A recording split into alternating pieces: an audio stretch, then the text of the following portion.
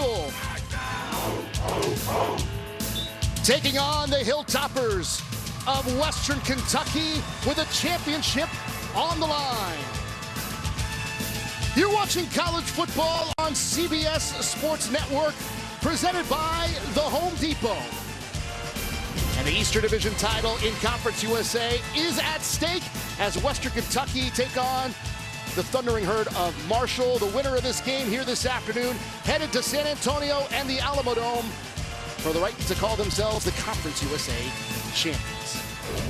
Hi, everyone. Alex Obario alongside the Hall of Famer Sed Bonner. Glad to have you with us. Welcome into the broadcast booth. And Sed, star power is at full force here in this game, but a lot on the line in this one. Couldn't ask for a better matchup for the final week of the regular season. You really couldn't, partner. They played so well. These two teams have combined in the last 12 games to win 11 of those games. So they're playing great football at the right time with so much at stake. It's cold out here, but on that field, it's going to be hot. Yeah, it's going to be hot. A lot of points. You're used to that from your arena football days. You're going to see a lot of that star power. Let's start with Bailey Zappi of Western Kentucky, leading the country in the touchdown throws. He remind you of you at all?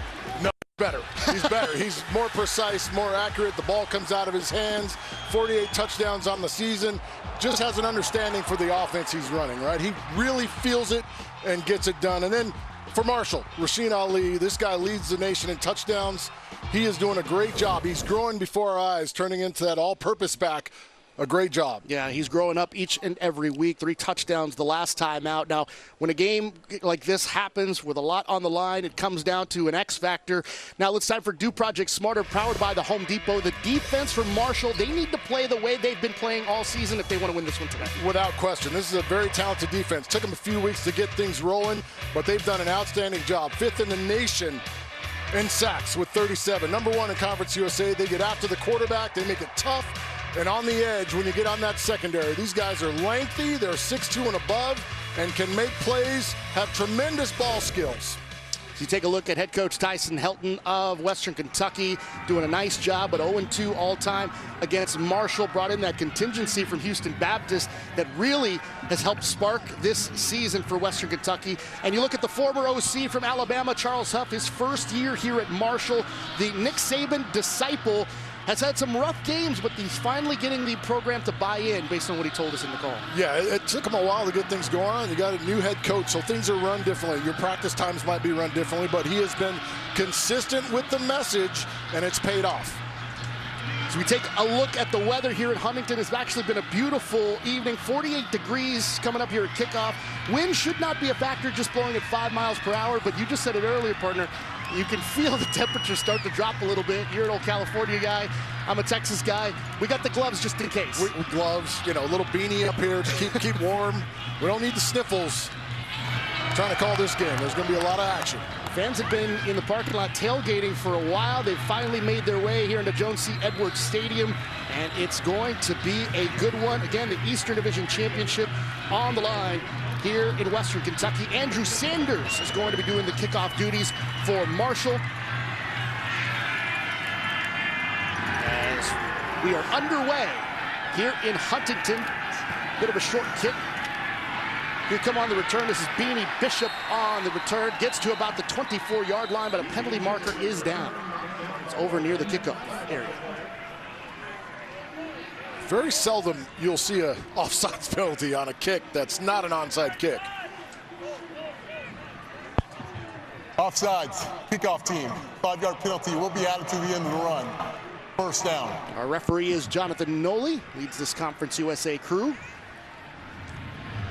It's time for our Dr. Pepper starting lineups. We look at the quarterback, Bailey Zappi, the transfer from Houston Baptist. He's been lighting it up here at the FBS level. He's been outstanding. Three or more touchdowns in all 11 games this year. This guy really has a great sense of how to run this offense.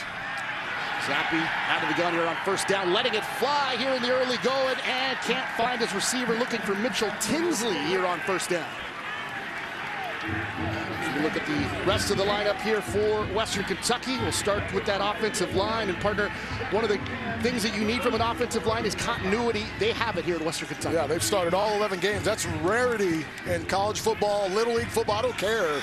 To have all 5 guys out there for every start makes you better. 2nd and 10 from the 30. Zappi with the handoff here on second down. The run goes up the middle here. Noah Whittington on the carry.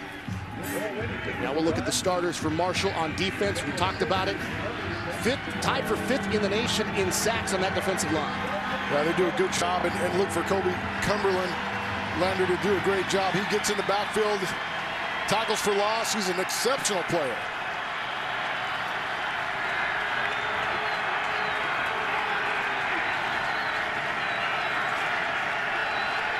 Big third down here for the Hilltoppers.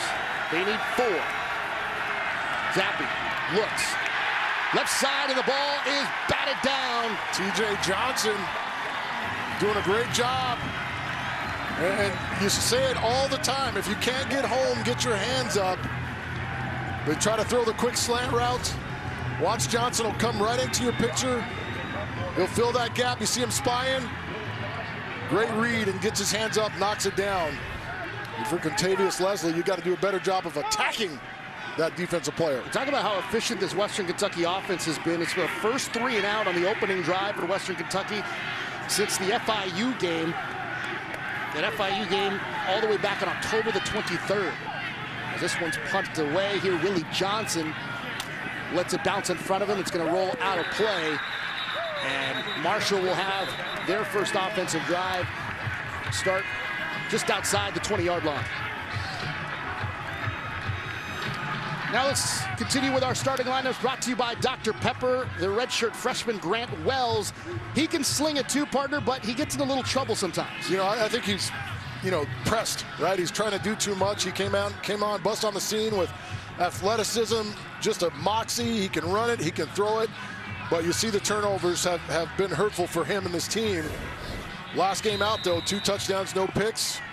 Orchestrated that offense at a high level. Yeah, when he's been taking care of the football, he's been incredibly efficient. Nearly 70% completion percentage as they'll run on first down as the handoff goes to Ali. As we look at the rest of the Marshall offense, Will Ulmer on that offensive line, making his 56th consecutive start on that offensive line. They've been very good as well. We talked about Western Kentucky, but so has Marshall. Yeah, they have. They run the football extremely well. Look for Corey Gamage to be the home run hitter and downfield threat. Pass complete to Jaden Harrison there, and it's very close to a first down over the middle. He gets across the 30 to the 31-yard line, and they will indeed move the chains here. First down for the Herd. Great throw and catch. Again, trying to hit the quick underneath to get the slant route. Accurately delivered. This team's coming out firing and very confident. Herd like to play with tempo. Pass to the right side. It's Gamage. You just talked about him, partner, as he hits out of bounds to about the 37-yard line. Look at the Hilltoppers defense here. No, Will Ignat. He's out with an undisclosed injury on that linebacking core. So a couple of guys needing to pick up the slack, including Nicholas Days. Yeah, and Demetrius Kane as well will have to step in. But great finish there on that run by Rasheen Ali. Well, he just runs with passion, and he runs hard. And he loves the game. You know, he's a guy that wants to be great, wants to be better, and he's just now starting to figure some things out. Very powerful runner. Coach was telling us in the call that he's still learning things about the game, learning when you hit certain gaps at certain times, and all the things that come from a veteran back. He's learning now in his early moments as a freshman. As he run up the middle here for a first down. More from Ali, again, leading the country in rushing touchdowns. Again, just a redshirt freshman, but he has been explosive. Really has. 200 yards last week, and kind of his breakout party, right? 3 touchdowns in that game. He's just a strong guy, and again, that confidence, right? That success is breeding that confidence, and him understanding what he's doing is helping with that confidence as well. First down from the 43. Wells, the quarterback. Looks, fires left side, can catch it out of the backfield as well as he gets across midfield to the sticks for another first down for the Herd. That's the underrated part of his game. Came into the season with 37 catches on the season with a touchdown. But he has been really good and beat a every down back. Handoff to Ali again, takes it left side. Picks up about 2.5 yards there. As now he'll pick up the first down as he made him a little short on that last grab. Give him a little blow, and they'll bring in Sheldon Evans. But I really like what I'm seeing from Marshall early. They're doing a good job of mixing it up. Run pass. Grant Wells getting the ball out of his hand quickly, being decisive. In Hilltopper territory, it's Wells. Looking, has time, over the middle. It's caught. It's Gamage again. Switching gears. Finally brought down just shy of the 30-yard line. This is a well-designed play. It's just a roll, a half roll, and they throw an X curl on the backside to Corey Gamage. He gets manned up on the outside with the receiver, runs a beautiful curl route, and Grant Wells has been spot on to start this game. 4 of 4 for 36 yards so far. Gamage, the redshirt sophomore out of Delray Beach, Florida.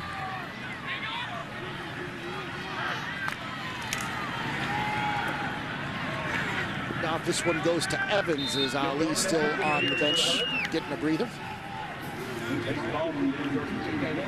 Darius Shipp there on the tackle, doing a nice job. And you know, that's where their strength is inside with Jeremy Darvin and Darius Shipp. Those guys have to do a good job of getting off the ball. And if they're throwing it, you look to the edge with D'Angelo Malone and Jawan Jones. They've got to contain and make good plays. This is the 10th play of the drive. Quick tempo earlier, now slowing things down here on this next play. 2nd and 9.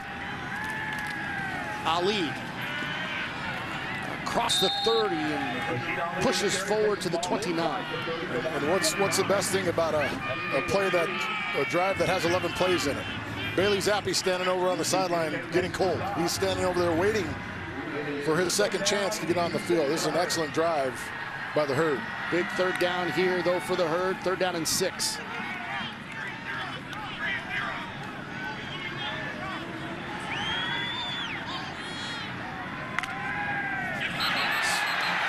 Penalty marker comes out, free play. No, they'll just blow the play dead.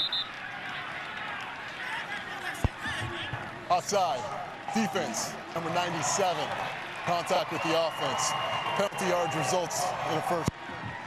With Darius Shipp. You can see him inside right there. Didn't see the contact, but ball was snapped. He was still in the neutral zone. I mean, that's a tough one. So what was 3rd and 6 now becomes a much more manageable 3rd and 1, especially when you have Rasheen Ali in the backfield.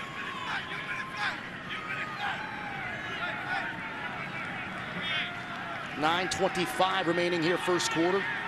I like this matchup near side, near screen with Corey Gamage too if they want to take a shot. Goes to Ali, penalty marker out on the sideline as Ali takes it to the 21.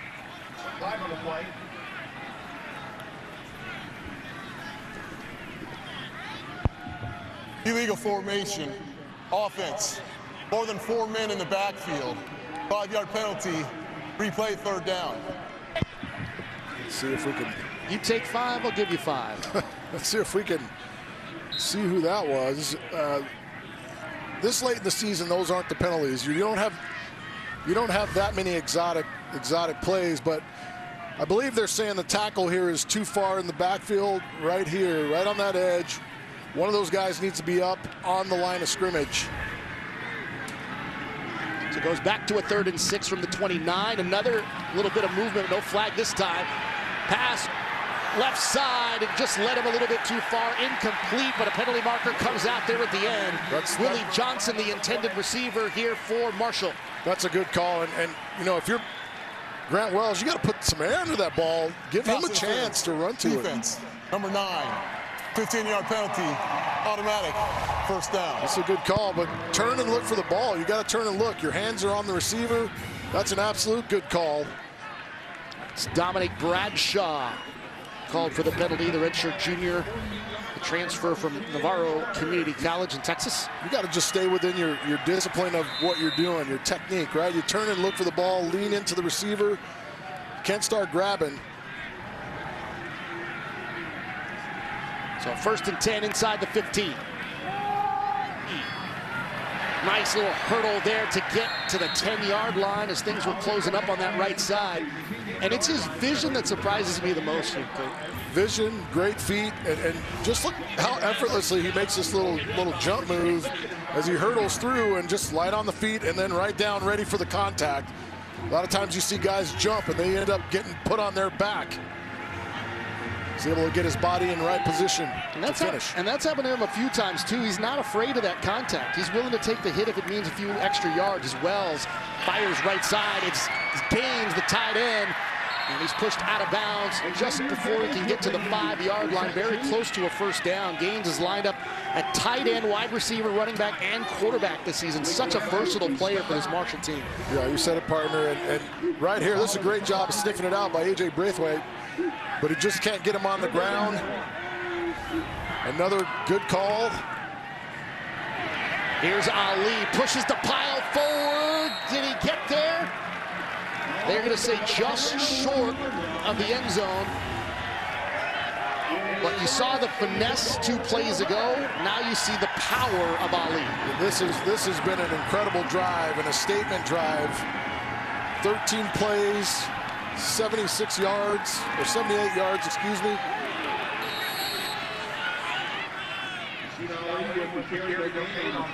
No gain on that one there from Ali.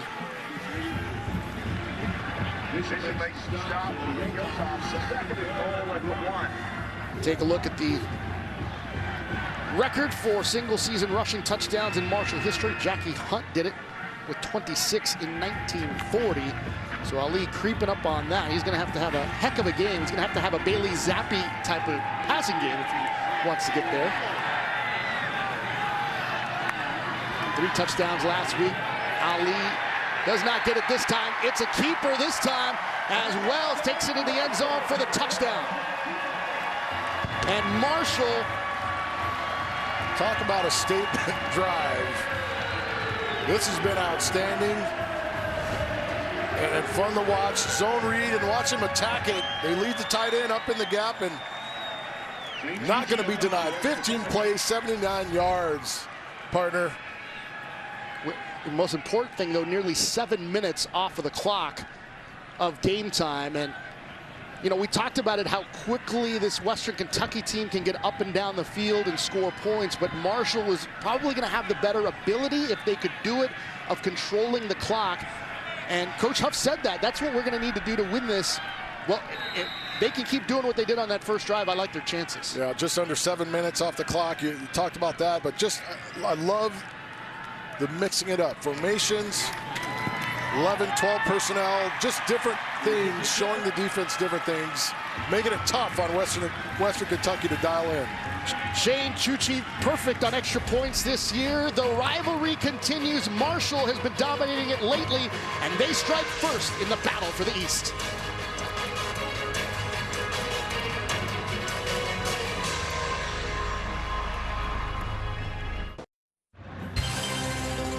Just 288 miles separates these two schools, Western Kentucky and Marshall. And the rivalry has been intense, mostly because of mutual respect and because both of these teams, partner, have been pretty good. As you take a look at the series history, Marshall, though, has had the better of Western Kentucky over the last 4 years, and they lead the all-time series 8-4. But take a look at the points that can get put up when these two teams face each other. You go back to 2014, 67-66. I thought that was an Arizona Rattlers Tampa Bay Storm game there. That's awesome. That we love those kind of games. The more points, the better. And Western Kentucky, they make that trip. It's one of those, like, you got to stop at least once. 288 miles, it's at least a one-stop trip, but still a driving doable, trip. Right? Still a doable trip. Yeah. 15 plays, 79 yards, nearly 7 minutes off the clock. What an opening drive for the Thundering Herd. That's how you script it, partner. Here comes the return from the 20. And Speedy Bishop going to be swallowed up near the 30-yard line. And now Western Kentucky, after a 3-and-out, for the first time in several weeks, they'll need to kickstart their offense here. Yeah, and this is a team that's used to dealing with a little adversity. They got up big last week and turned it over, back-to-back possessions, gave Florida Atlantic some chances, but ended up finding their way back into it. They were able to make some adjustments, and they'll do the same thing here, trying to make it tough on Marshall's defense. Zappe so far 0 for 2, make it 0 for 3 on his throws here to start this game, and a big hit as the ball was coming in. That's Abraham Beauplan. Well, listen, when you put it out there, and they do a great job with the bubble screens, but it's 3-on-3, there's no advantage there. No advantage offense. Beauplan does a nice job knifing through inside, and then I'm going to give Mr. Stearns a little kiss, let him know we're going to be around all afternoon. So Zappe 0 for 3 on his throws. He only had 10 incompletions the entire game, and he threw it 49 times last week. And that's his first completion there as he gets it into Tinsley, and he's going to be close to the sticks, gets near the 38-yard line. And this is going to be crucial for Marshall to get these receivers on the ground after the catch. Don't give up any yak. Once again, they'll swing it to that right side, get near those sticks again. Pass completion to Malachi Corley. He's short. It'll be a 4th and 1 here for the Hilltoppers.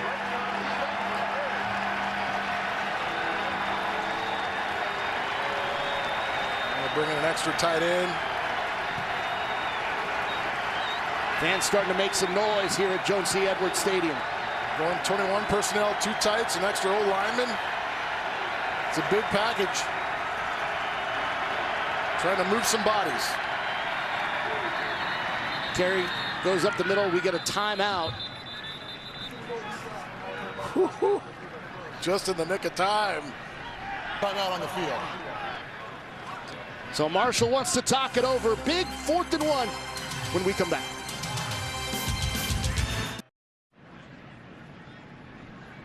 With a 7-0 lead over Western Kentucky, and a timeout was called just before we had a 4th and 1 play. And during the break, Sam Burton, redshirt sophomore from Boca Raton, the defensive end for the Thundering Herd, went down in pain, and they brought the card out, said, and this does not look good for Marshall or for Sam Burton. No, he's not listed as a starter, but he plays a ton. Big time contributor for that defense, lots of energy.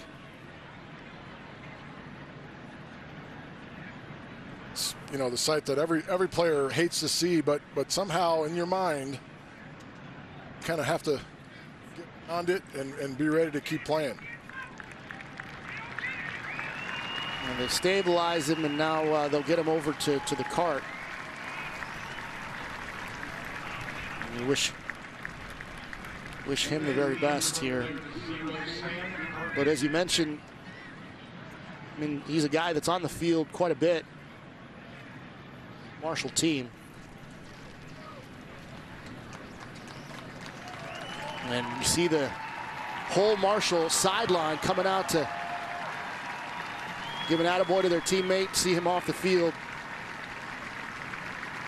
Just check to see if he's okay. And you try to build these cultures right into families, and they end up being your family, your brothers, your extended brothers, and coaches being the father figures, uncles, and some of the best friends you have. Some of my best friends I have are guys that I played with, and that feeling, there's no feeling like that than seeing one of your brothers being carted off. Well, what a scene of solidarity here from the Thundering Herd. Just everyone in the green, white, and black make it out there to get a fist bump or tap him on the shoulder pad.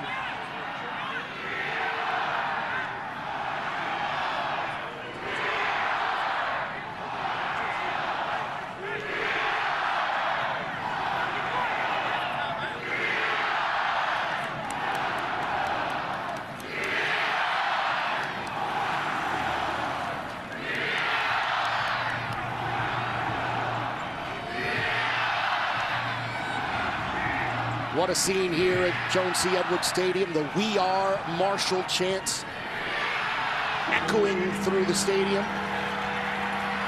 And a big 4th and 1 here for Western Kentucky. Still trying to find an offensive rhythm here against this defensive Marshall. And they will pick up a first down on a run up the middle. That was Kyle Robichaux on the carry, picking up the first down here for Western. Straight dive, the exact same play they ran before the timeout was called. But Robichaux does a nice job of really getting his pad level down, driving beyond the sticks, moving the chains. And you talk about dudes mixing it up right here. Robichaux had -1 yards last week against Florida Atlantic. And on first down, big, massive hit right after the catch. Abraham Beauplan absolutely blows this thing up. Watch him decipher this from his linebacker spot. You'll see him come right out. Tackle tries to get there. Doesn't get his head around to hit him. Noah Whittington just lit up there. And Beauplan's been all over the field today for the Herd. So, he plays with such pace and aggression. Zappe on second down, fires over the middle. It's Tinsley with the reception. Gets near midfield, and they'll give him the 49-yard line. Big pickup there of about 8 here for the Hilltoppers, and now they've got the things moving a little bit. Yeah, well, you see them just stick with the plan and what they want to do. They just kind of be patient.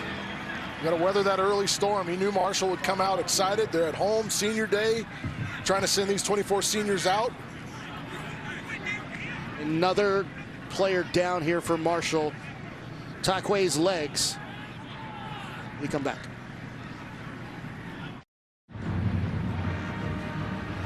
The Thundering Herd leading this pseudo Eastern Division Championship game here in Conference USA's Taquay's legs. He was down on the field, the freshman from Tennessee. And you look at the tempo of these two teams offensively. Used to only having about 22 seconds, just a little bit above that, between plays. It's been a little bit slower tempo in this one today, partner. Yeah, well, you're trying to make sure you get everything right. And your Marshall, you want to slow it down just a bit to keep this guy, the maestro, Bailey Zappe, keep him over on the sideline, drinking hot cocoa somewhere. You don't want him out there throwing dimes. Marshall's first offensive drive, 15 plays, 78 yards. Nearly 8 minutes of offense, or 8 minutes of clock come off as we get the run up the middle there from Robichaux. And they pick up another first down to the Hilltoppers. You've got a nice little stable of backs, and you don't see their rushing attack really getting the credit it deserves. And it's because they use the bubble screen so much and the now screens outside to run the ball. Ball at the 46 of the Herd. Zappe with the handoff here. And it goes to Whittington. Don't get much. The Dr. Pepper tuition giveaway is back in 2021 and helping deserving students achieve their college dreams. You can learn more at drpepper.com.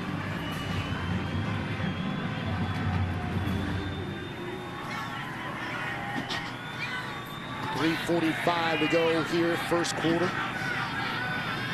Hilltoppers 3 and out on their first drive. A little bit better this time out as Zappe slings it right side. A little bit of an overthrow there. Incomplete. Looking for David Davis there. Yeah, they out route, and it's a far hash throw, but it's a throw that we've seen Zappe make several times. It's a little wide with the throw, and sometimes you're in these games and you haven't been in this moment. This game, they're trying to move on to a championship game. You get a little tight, and that's a throw. He's a much more accurate quarterback than that, completing over 71% of his passes. 3rd and 7. It's the 10th play of the drive.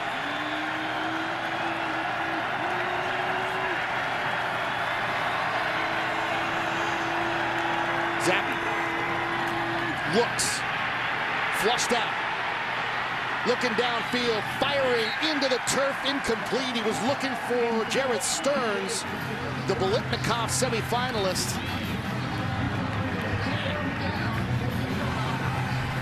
And there is really nowhere to go with this ball. He works the other side. You see Stearns on the in route, double covered and bracketed.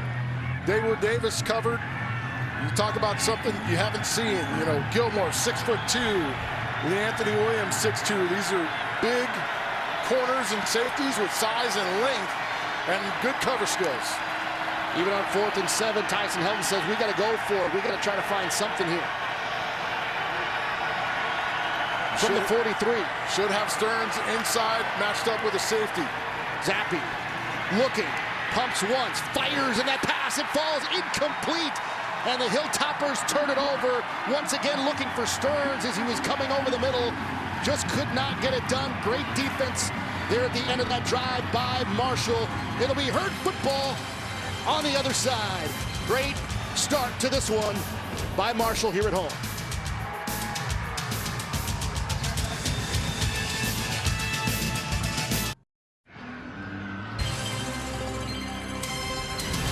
College football on CBS Sports Network is sponsored by The Home Depot. How doers get more done. By Ram Trucks, J.D. Power's #1 brand in new vehicle quality. And by Geico. 15 minutes could save you 15% or more on car insurance. Beautiful aerial footage of San Antonio, Texas, the site of the Ryan CUSA Conference USA Football Championship. Don't miss that battle of the gridiron right here on CBS Sports Network. The winner of this game here this afternoon will head to San Antonio to take on 22nd ranked UTSA. Find out who will be the winner of this year's CUSA Championship. You can find out next Friday, 7 Eastern, right here on CBS Sports Network. Right now, UTSA may not be undefeated going into that one, getting throttled right now by North Texas, 38-13. That one midway through the third quarter. Well, they may have taken a bit of a sigh of relief after the UAB win last week in the last seconds. So Marshall gets it to Ali here on first down, breaks free, gets to the sideline, across midfield, inside Hilltopper territory. Big gain on first down for Rasheen Ali.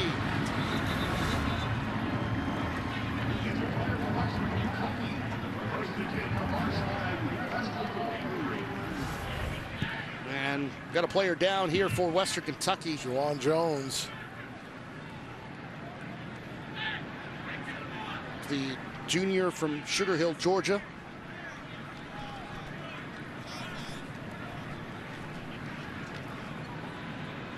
We've seen a few players go down. The physical battle inside. You got two experienced offensive lines.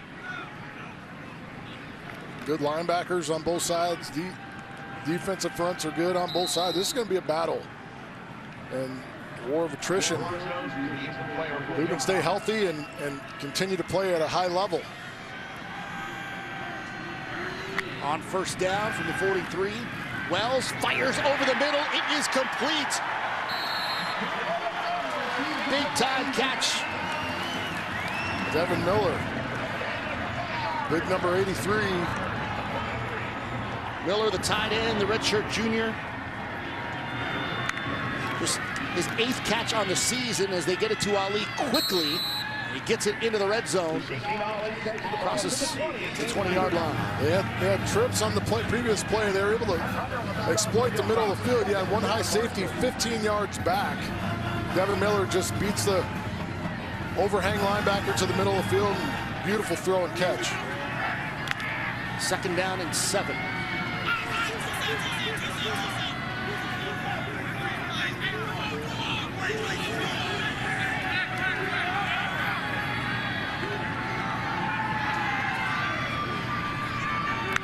Wells fires left side.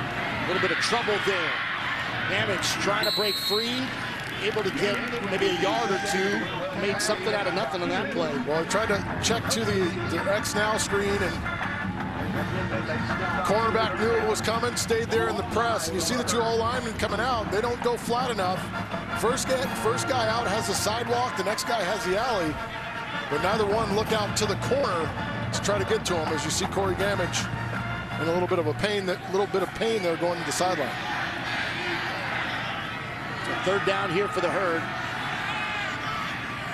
Leading a long 5. Wells looking, passes right side, complete. Big hit. And getting inside the 10 there was Stone Scarcelli.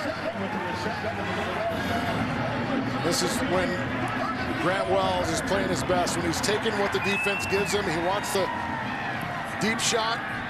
Coverage dictates him to go to the low player. Makes a beautiful throw. Keep moving the sticks. The give to Ali. And they got him tripped up after he crosses the 10. Jaquez Evans with the backside. Came off the edge, and that's a lot of speed. When you can run down Ali from the backside, tells you what kind of quickness and speed you're working with. So 2nd and goal here from the 9. Stack the receivers to that left side.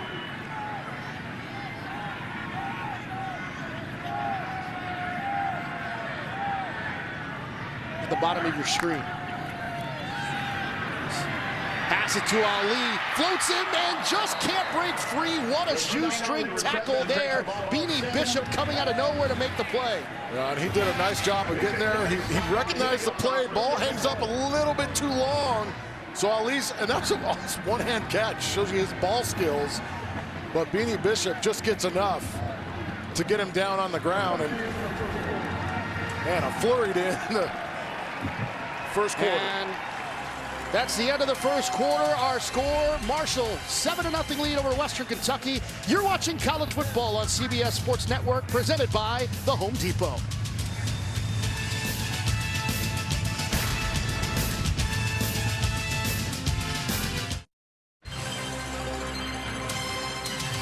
In Huntington, the Thundering Herd leading Western Kentucky in this battle for the Eastern Division title in Conference USA, 7-0.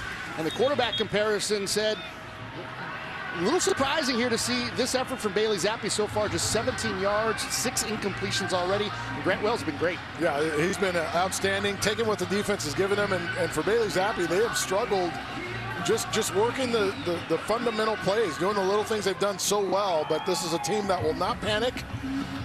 If you're Marshall or a Marshall fan, you've got to be excited about the start for Grant Wells. He's struggled all year with turnovers. He has been on point this afternoon. Last time Western Kentucky shut out in the first quarter was back on October the 23rd against FIU. Big 3rd down and 7 here. Zappi gonna squeeze through the defense. He needed to get in the end zone on the 3rd and goal here, and he's gonna be just shy of it. It's a design quarterback draw. You see him look downfield and try to get inside. And there's a nice hole there. He just starts a little too wide on his initial downhill run. D'Angelo Malone coming up with the tackle there. They are going to go for it here on 4th down. 8 of 12 on 4th down this season. Wells fires towards the end zone. He's got it. Touchdown. Devin Miller coming up with it, falling down. And Marshall strikes again.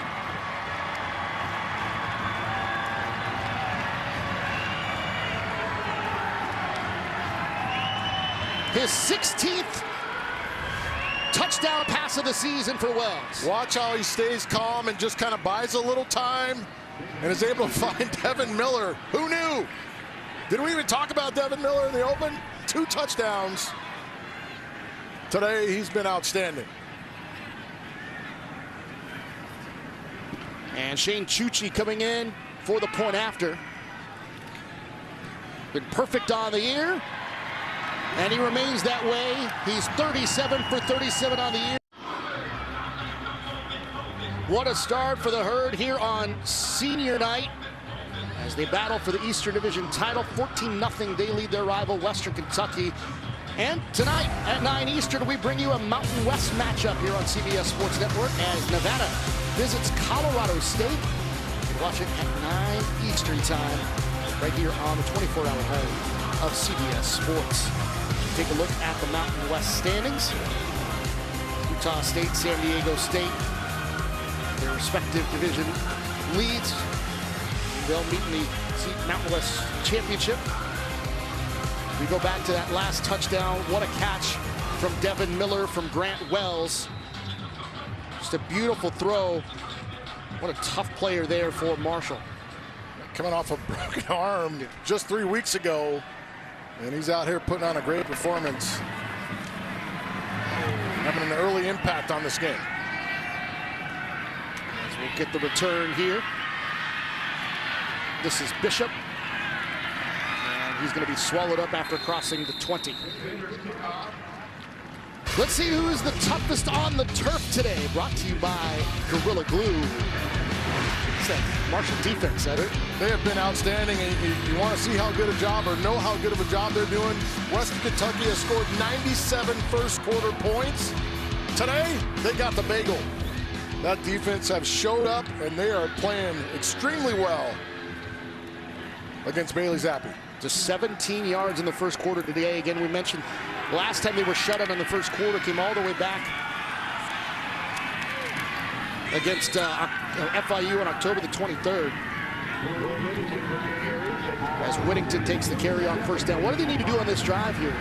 Just get back to being them, figure out what works well, what they want to do offensively, and right now they're running the ball downhill with Noah Whittington. And you have an experienced offensive line that's played every game together. You have to rely on those guys, and they're doing just that on this drive. Boy, what a hit he put on Brandon Drayton, who eventually brought him down for the tackle.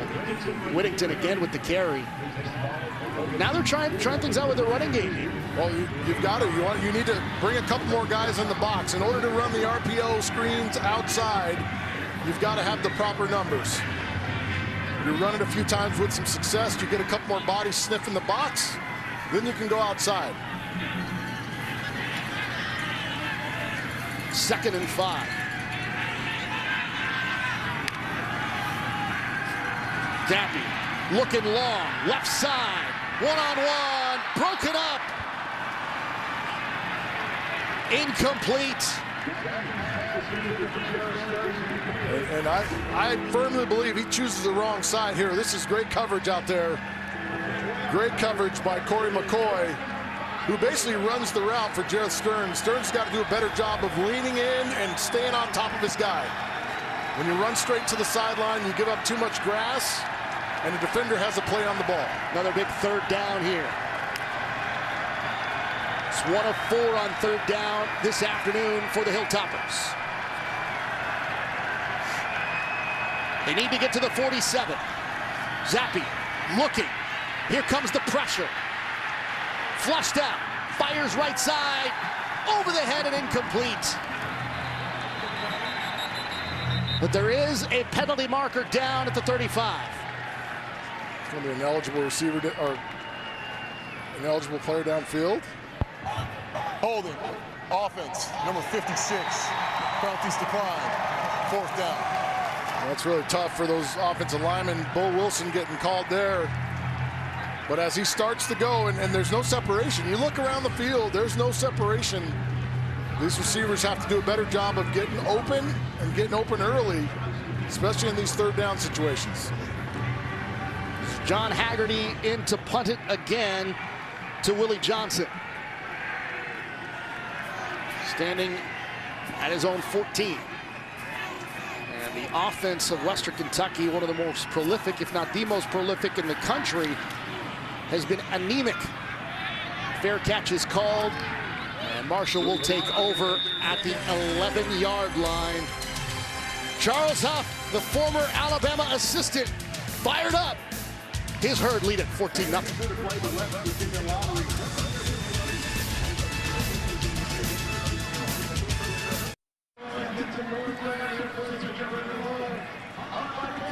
Want to tackle your fitness? Hey Siri, tell me more about Apple Fitness Plus. 14-0 lead for the Thundering Herd of Marshall. Their defense dominating the Hilltoppers of Western Kentucky. Coming in as one of the top scoring offenses in the country. The winner of this game will face UTSA in San Antonio for the Conference USA Championship next Friday, right here on CBS Sports Network. The We Are Marshall chant is loud here at Jones C. Edwards Stadium at the moment. Alex Tabarrio, Seth Bonner, our entire CBS crew, glad to have you with us here on CBS Sports Network. As Wells fires on first down. He's got a man, and Damage had his hands on it, could not haul it in down the sideline. You got to make that play.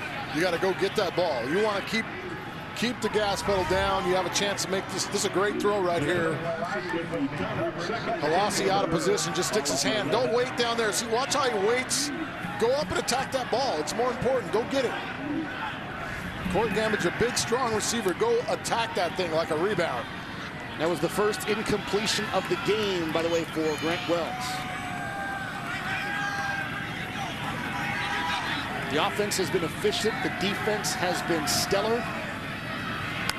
Marshall pitching nearly a perfect game so far today as Wells fires on second down, comes up empty on that throw, so consecutive incompletions there. He's looking for Talib Keaton.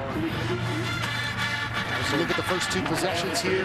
But that first one, taking nearly 7 minutes off the clock, and then going touchdown in a 9-play, 57-yard drive. Yeah, they've been outstanding, but you know, there's so much momentum in every game, right? But now you've had back-to-back incompletions.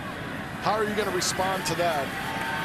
And can Western Kentucky get off the field here to stay in arm's length of Marshall? And you know, we haven't even seen the best of Rasheen Ali tonight. As Wells on third down, looking right side. And there was miscommunication there. Willie Johnson stopped. That ball went a lot further there.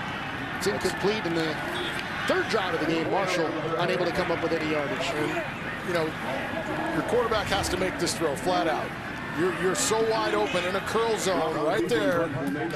You got to make that throw. You can't emerald that throw, but momentum, right? Things tend to slide downhill.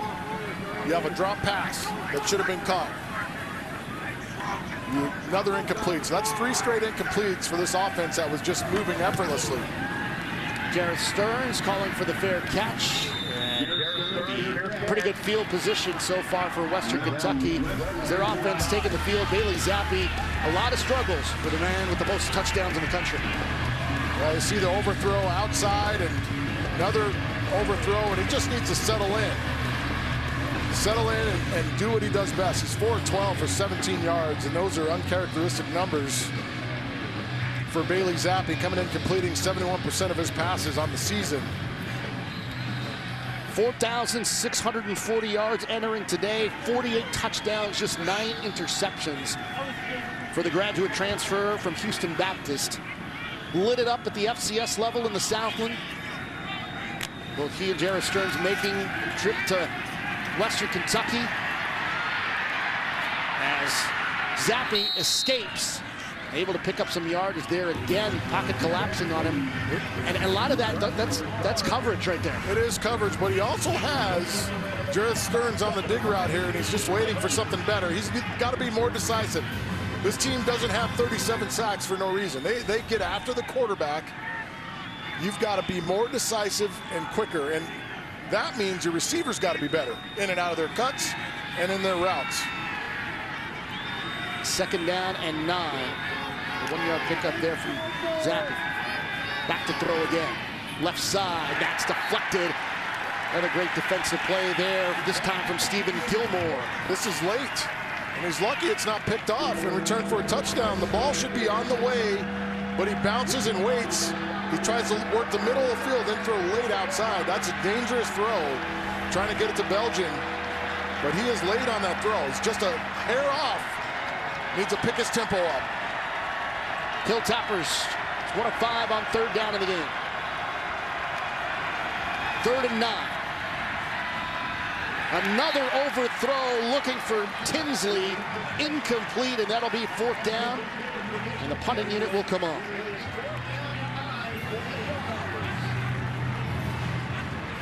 Another miss. You know, that's one of those drives where you get your defense gets you off the field, and you come out and you go 3 and out. You saw Zach Kitley there, the offensive coordinator, quarterbacks coach here for Western Kentucky, who actually was with Zappi and Stearns over at Houston Baptist. Almost like a package deal, the 3 of them coming together, and it's been so great for this Western Kentucky offense as this punt goes out of play here. Bad punt. Just things not going the Hilltoppers' way today. 14-0 lead. Marshall will be on offense on the other side.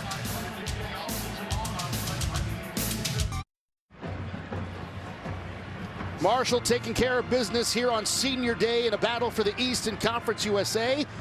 Today's athlete profile brought to you by Cooper Tire. It's Will Omer, the left tackle for this Thundering Herd team, tied for the most starts in school history today with 56. And talking to Coach Huff about him, he really loves what this kid brings, not only on the field at left tackle, but also what he brings in the locker room as well as a leader. Yeah, that leadership piece is goes without saying. I mean, when you can count on a guy to be on the field each and every game, it makes him, especially your left tackle, it's huge. Big time record. And off to Ali, takes a hit as he gets near the 30. D'Angelo Malone eventually coming up with the tackle as Ali starts this drive with the carry.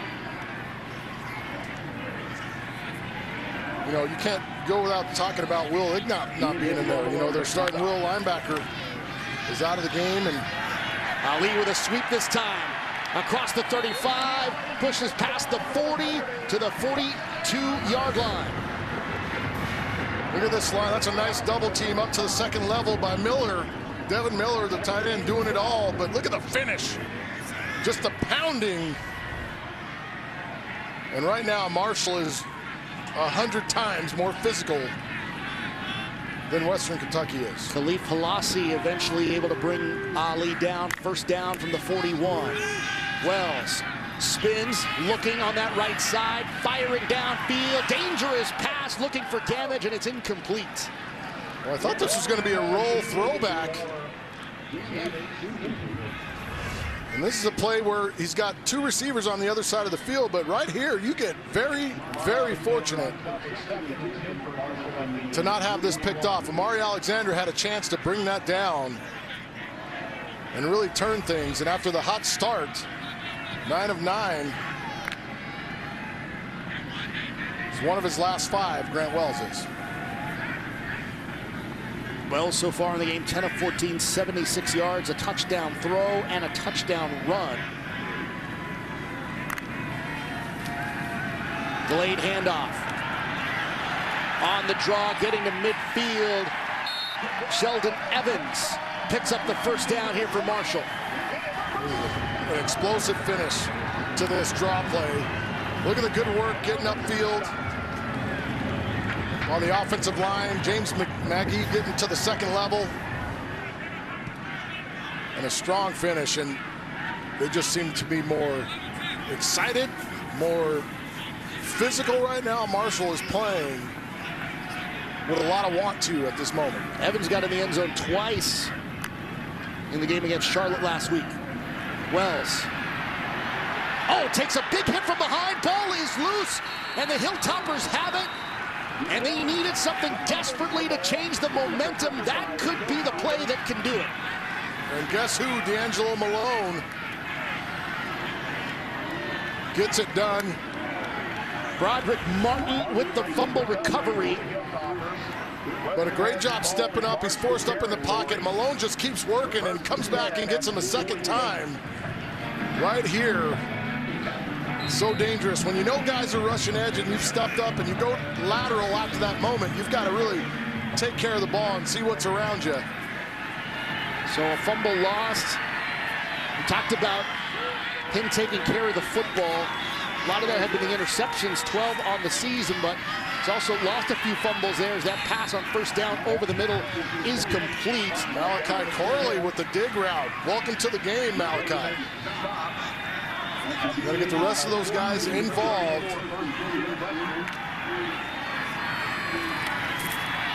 Pass left side this time, complete to Tinsley.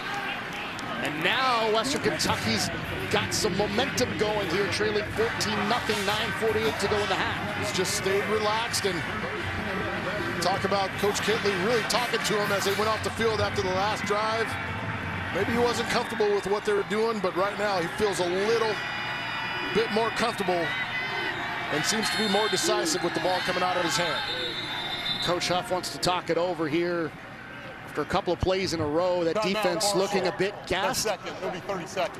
We'll be back in 30 seconds.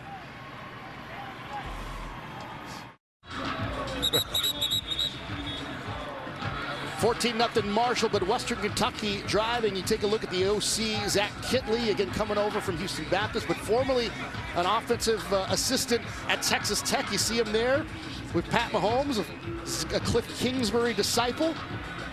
So he's been able to coach some pretty good quarterbacks in his day. And be around some great offense. Yeah. I mean, and really has learned from a lot of guys, and you throw Sonny Cumbie in that mix. He's learned from a ton of guys that do it well. If he's got any red and black from that Texas Tech wardrobe, it carried over well coming over to Bowling Green.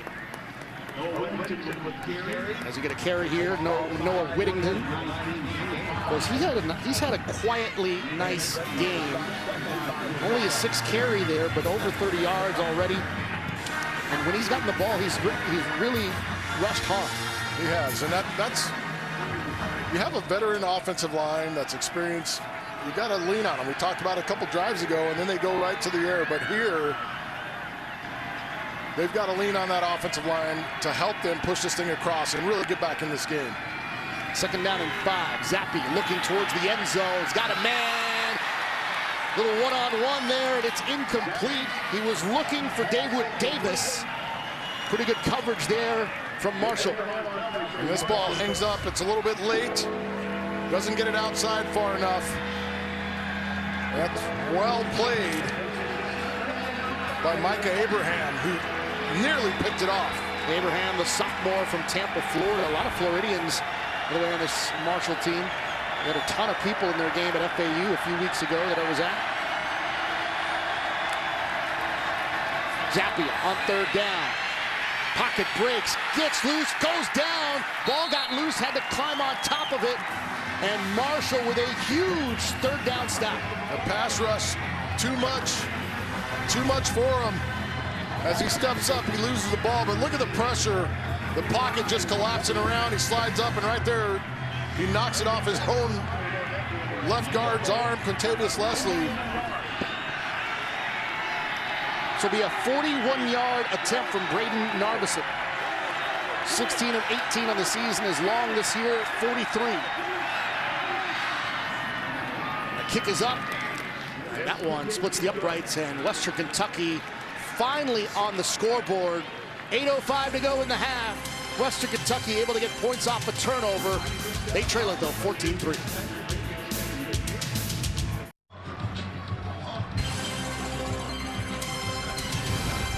College football on CBS Sports Network is sponsored by Coyote Tractor, by Cooper Tire, go with the Coopers, and by Gorilla, for the toughest jobs on planet Earth. No, you're not looking at Boise State. You're looking at the Houston Baptist Huskies from last year.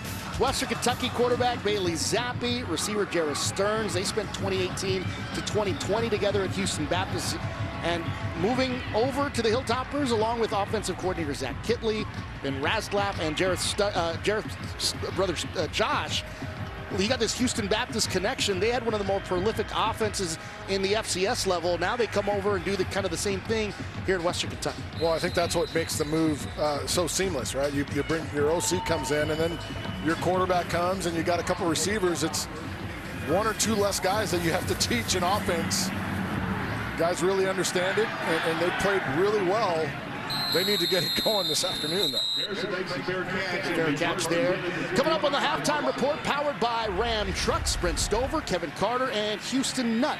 We'll keep you up to date on an exciting Saturday of college football, and one that will have some influence on the college football playoff rankings, based on what we saw earlier today, as Wells, see him coming off the field here. We are puzzled, just as you are, to see him come off the field. So that means Luke Zaban will come in to play quarterback at the moment here for Marshall. So I expect to see a lot of Rasheen Ali as Wells gets looked at, and Ali breaks free right up the middle, gets near midfield, big first down. Well, obviously, Western Kentucky didn't get the memo, because you know this is the guy you've got to stop. And right there, that big offensive line just parted the seas And this guy doesn't need a huge hole, but he got one there. 21-yard gain for Ali. There on first down. Breaks free again.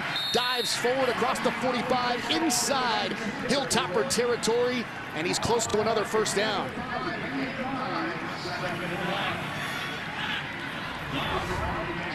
Let's take a look back here. This was the turnover here. Well, that took a big shot. Zaban takes it himself and needs to get to the 44-yard line. It's going to be a bit shy, and this will bring up third down and inches.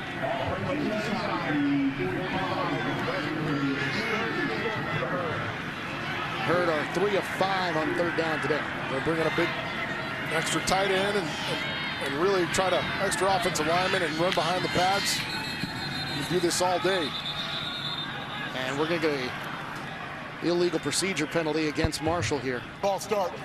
Offense. Number 56. 5-yard penalty. Third down. Kendrick Sartour.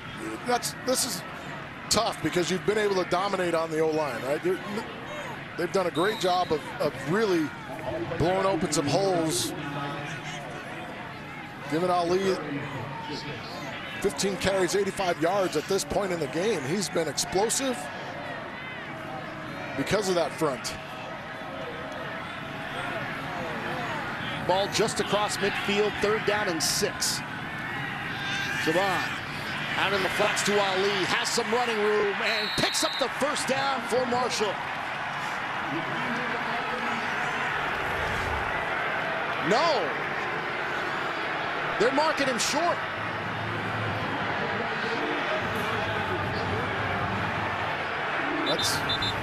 And the fans aren't happy with that.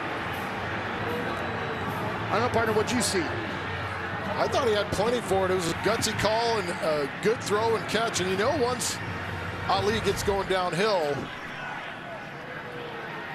where's the ball when the knee goes down? Well, the elbow goes down but there. He's well beyond. It looks, at least from that angle. I don't know if they're going to get a look, but he's well beyond that. I mean, it's a bad spot. Knee, elbow down there. The ball is definitely past the yardage to gain. Play is being reviewed here. Look down on the field. Jonathan Noley, our referee in the white hat there, talking with the upstairs replay crew. Because the hand comes down, your hand could be down, but the elbow doesn't come down and the ball's past the line of the game. I mean, you have Tucker over here down at the bottom of your screen reacting. See the hands down there, and once the elbow, now it goes on where the ball is. The ball's passed. After further review, the ruling on the field is confirmed. The runner was short at the line of gain, fourth down. I thought if anything that would be stands because they didn't have enough to change it, but right there it's just a hand down, the elbow's not down, the ball's still on his right hip. Boy, that's a tough one. Now, I will say that, you know, from the angle that we have, that good angle that we have, that looks like you can't see where the football is. Definitively, absolutely. So fourth and short here, and nope, they're not going to get it. A big swing here from the Western Kentucky defense coming up as Luke Zaban unable to pick up the first down.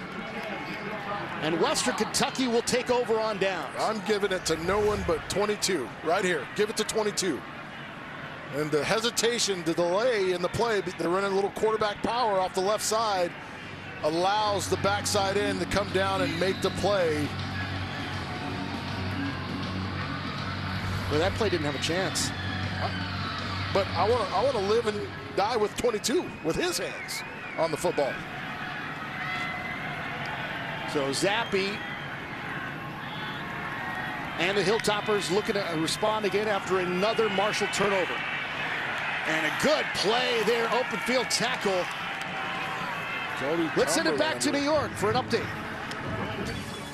The Iron Bowl over on CBS. TJ Finley out to Kobe Hudson, 15-yard touchdown. Auburn goes on top of third-ranked Alabama, 7-0 in the second, guys.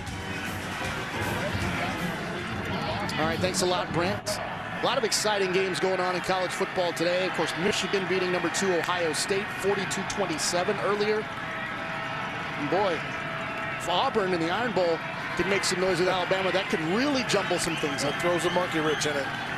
Zappi on second down, steps up, looking, throws underneath, finds Dawood Davis here over near midfield.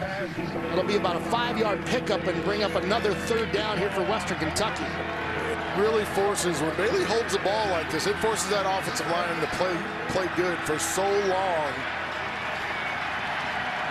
He's got to somehow, the receivers, the combo of the routes has to develop a little quicker.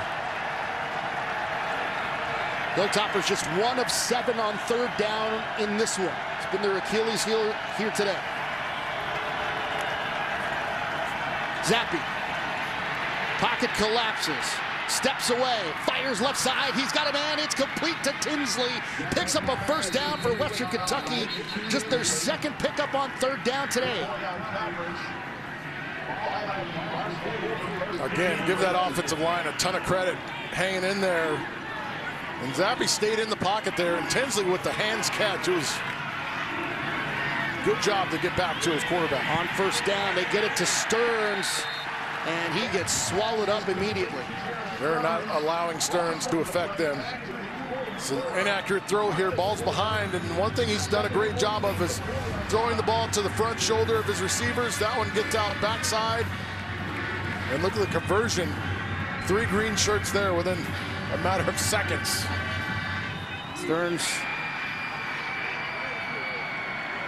came in with 1,500 yards on the season.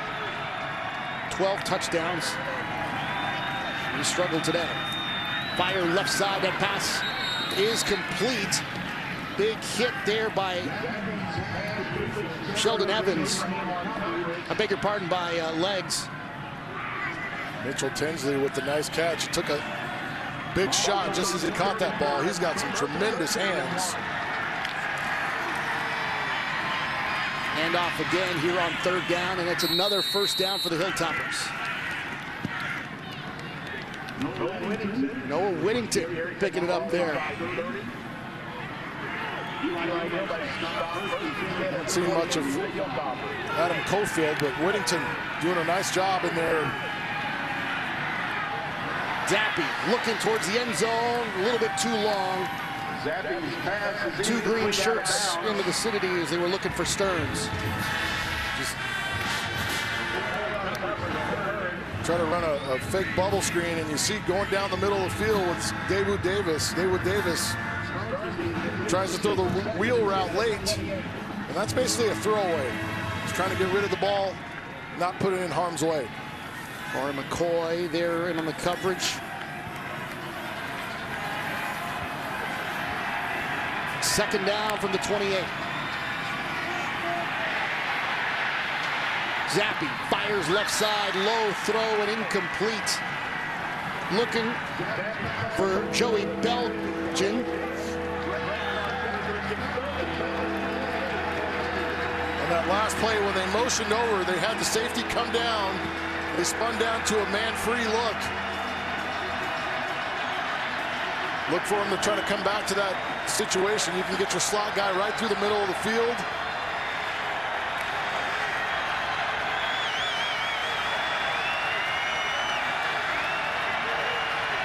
Third and 10 from the 28. Under 3 minutes to go in the half. Zappi looking towards the end zone. It is incomplete. Looking for Tinsley down the sideline. This is dropping in the bucket. He gets a nice release. He's got to stack a little bit better on top of the receiver, on the defensive back. Stephen Gilmore, watch him rake the hand right at the right time. That's a nice job defensively. If you get stacked, that receiver can get stacked on top of that DB. It makes it tough for him to do that. A 46-yard attempt from Narveson, and that one is up and good. So 2:48 remaining here in the half. Western Kentucky picks up their second field goal. They've been able to get points off of these 2 turnovers, but not the points we're used to seeing from the Hilltoppers. Yeah, absolutely not. You're talking about a team that scored 164 points in the second quarter of games this year. They've been dominant in the second quarter, finishing the halves. They've got to figure some things out offensively, and guys have to kind of go above and beyond and make plays when your team's struggling. Find a way to make a play.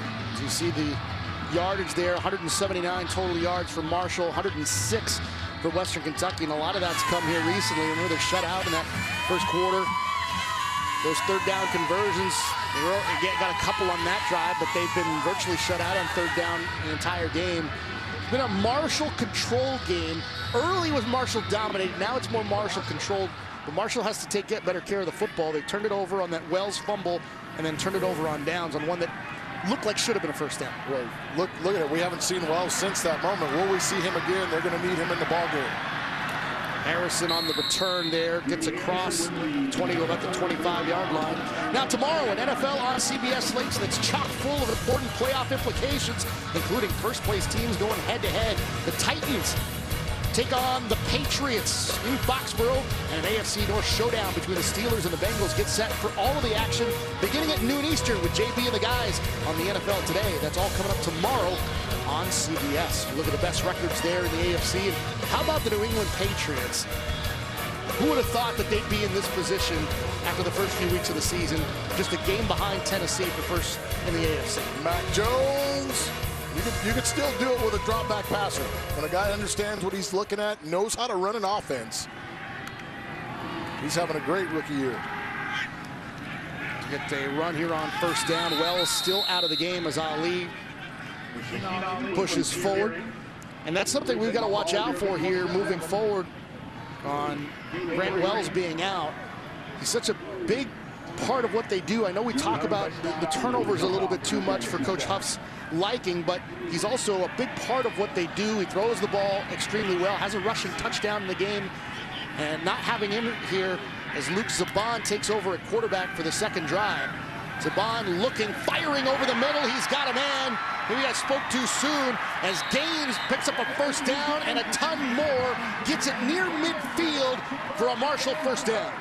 Xavier Gaines work in the middle of the field. You see a quick play fake outside to expand the linebacker. Comes right back to his read underneath. Hand off to Ali. And they have him swallowed up before we can get to the line of scrimmage. Nope. We're going to use a timeout here. 14-6 Marshall. We'll be back in 30 seconds.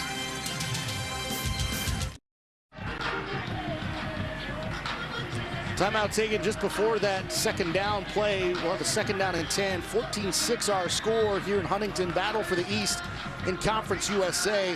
Trainer back on the field here for Marshall as Grant Wells, a couple of drives ago after he fumbled the ball just before the next drive for the Herd, ended up coming off of the field. Didn't see any noticeable injury.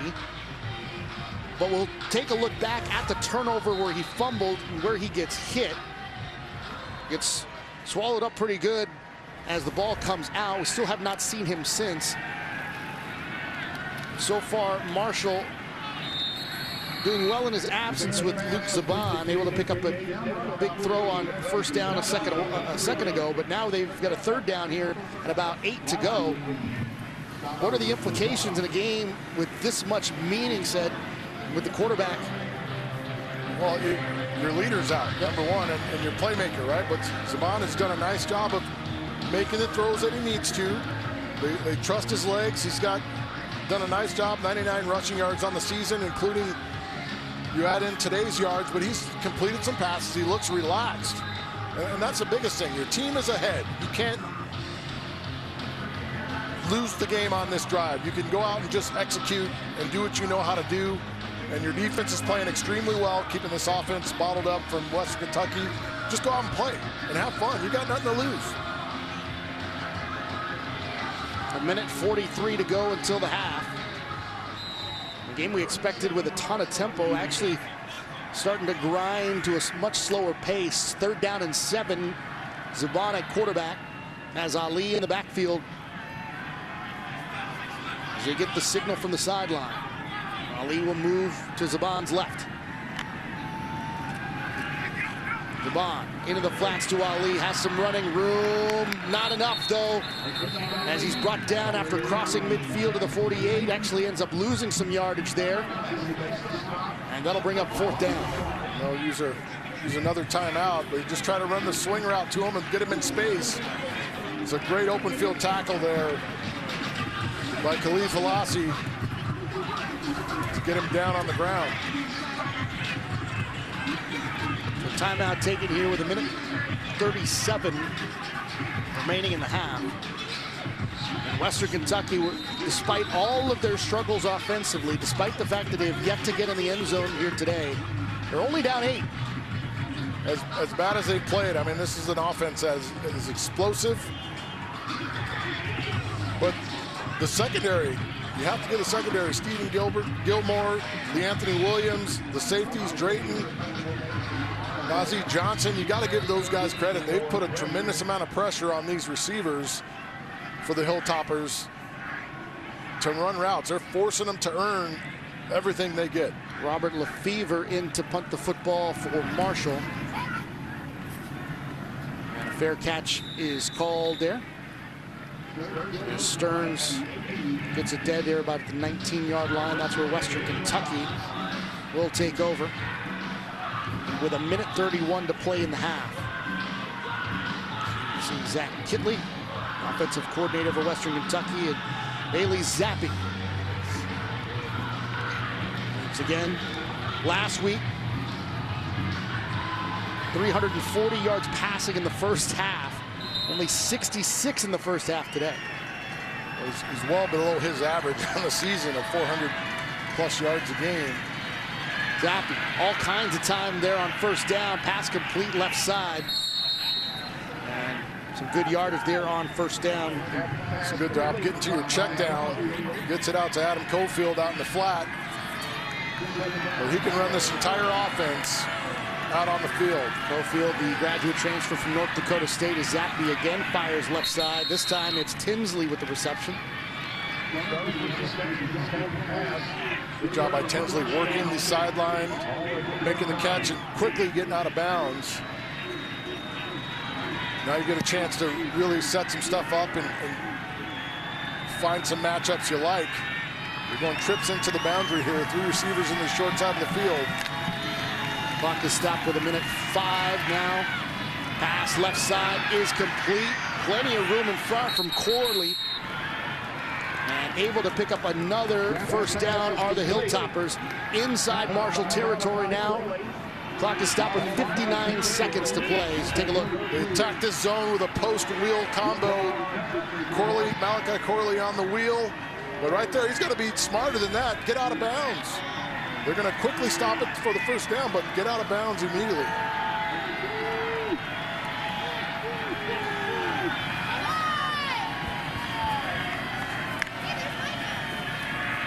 Zappi fires left side, complete. Good tackle there on Tinsley, and the clock will run. Western Kentucky, no timeouts left. Zappi. Looking, steps up. Here comes the rush. Fires it and just throws it towards the bench. And the entire stadium here at Jones C. Edwards wants a flag. Grounded, the quarterback comes out of the pocket. The pass is thrown beyond the line of scrimmage. All he has to do is get to the line of scrimmage. That's a good no call. He's outside the pocket. Ball snapped on the left hash. He was almost to the right hash when he finally throws this ball. But again, hanging on a little bit too long in these situations. All you got to do is get outside the tackle.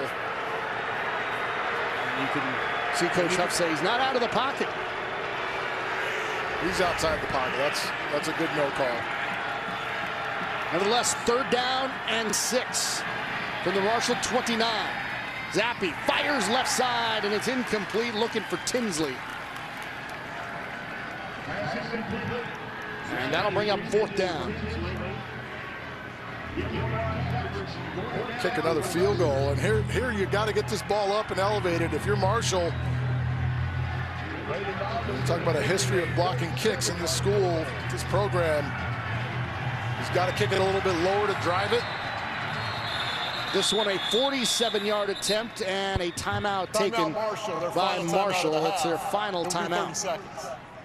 32 seconds remaining here until halftime. And it's been the Braden Narveson show for Western Kentucky. Not used to saying his name except for point afters when it comes to the Hilltoppers, but today he's been the source of their offense. He has. He's used to getting upwards of 6 to 9 points a game, but not in this variety, right? Used to kicking extra points, not field goals.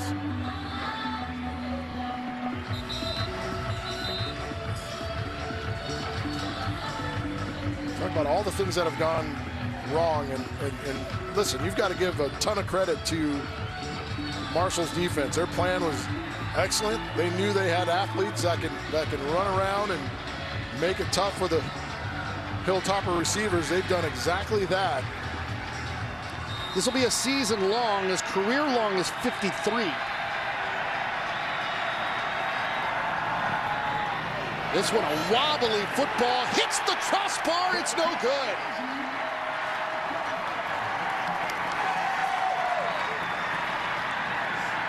He's now 2 of 5 from beyond 40 this season.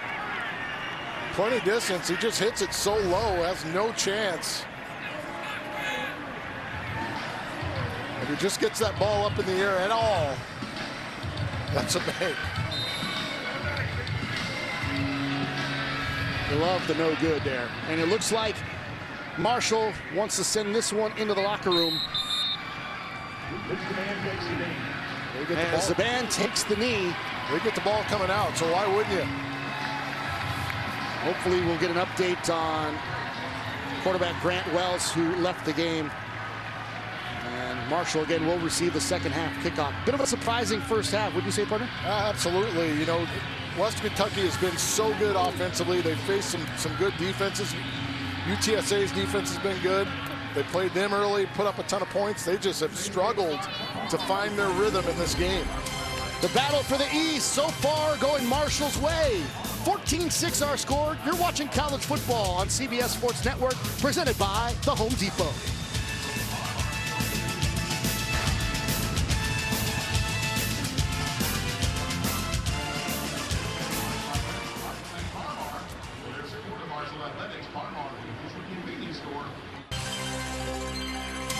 So far, the battle for the East in Conference USA going the way of the Thundering Herd of Marshall. They lead it 14-6 at the half. And we welcome you back into the broadcast booth. Alex Tabarrio alongside Ced Bonner. And Ced, a bit of a surprising first half, to say the least. We're expecting a shootout, an arena football-esque type of game. We did not get that first half. But we did get some great defense from both sides. And Marshall really setting the tone defensively early, not allowing Western Kentucky to get things rolling in their favor. We knew the stars were going to be out for this game. Little did we know that they were going to struggle to get going, including Bailey Zappi, the quarterback for Western Kentucky, just 118 yards in the first half. Yeah, we're used to seeing 330, 340 in the first half, 2-3 touchdowns. He's had 11 games with 3 touchdowns. Jarrett Stearns leading the nation in receiving yards, 1 catch, -4 yards. Rasheen Ali was able to get it going, 88 yards on the ground, 11 carries. He's toted the bell for the Herd. Let's take a look at the first half stats brought to you by Ryan. You can see the passing yardage. Hilltoppers started to get going a little bit more in that later part of the first half, but weren't able to really sustain long drives in the early going, shut out in that first quarter. And Western Kentucky certainly finds themselves in a position where they did not play well at all in that first half set, but they're only down by 8 going into the third quarter here. They're still here. They're still here with an opportunity to really stay engaged in this game. And you know, it looks like we're going to see Zuban for the rest of the game, because we have not gotten a chance to see Grant Wells since he's gone out with that injury.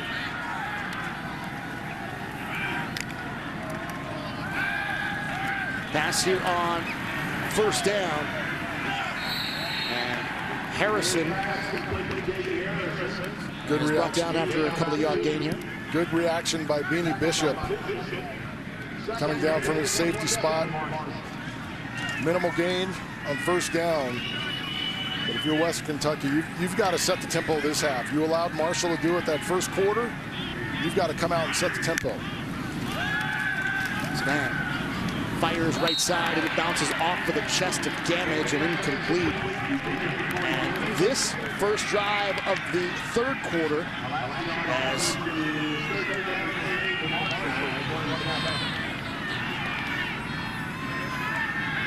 starting much like the first drive of the first quarter for Western Kentucky. Third down and 8. Marshall 3 of 7 on third down today. And Zaban goes down, but a penalty marker is out after the sack.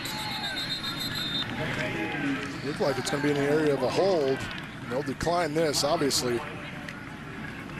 But a great start. Holding, offense, number 50. Penalties decline, fourth down. Great start for the Hilltoppers defensively. They set the tone, get to the edge. All the talk, they don't want to hear about Marshall's sack leaders. They want to talk about what they're able to do. They're doing a great job up front, led by that senior D'Angelo Malone, getting home. So Lefevre out there to punt the football away. Stearns back deep to receive the punt. It's going to be excellent field position. He calls for the fair catch at the 41-yard line. As you take a look at Wells, out of uniform just a few moments ago, 10 of 14, 76 yards, a rushing and passing touchdown as well. Looks to be out of this one, and that's a big loss, a huge loss for the Thundering Herd. I mean, he had played extremely well, 10 of 14, 76 yards, a touchdown. Played his first 9 passes in a row. I mean, he had played extremely well and efficient. So here's Western Kentucky on first down, and a run and a gain of 10, perhaps even 11 yards here. Noah Whittington having himself quietly a nice game. Now has 46 yards rushing on the day. Zappi firing, looking, Logs got a man. It is caught. Touchdown. Dawood Davis for the touchdown.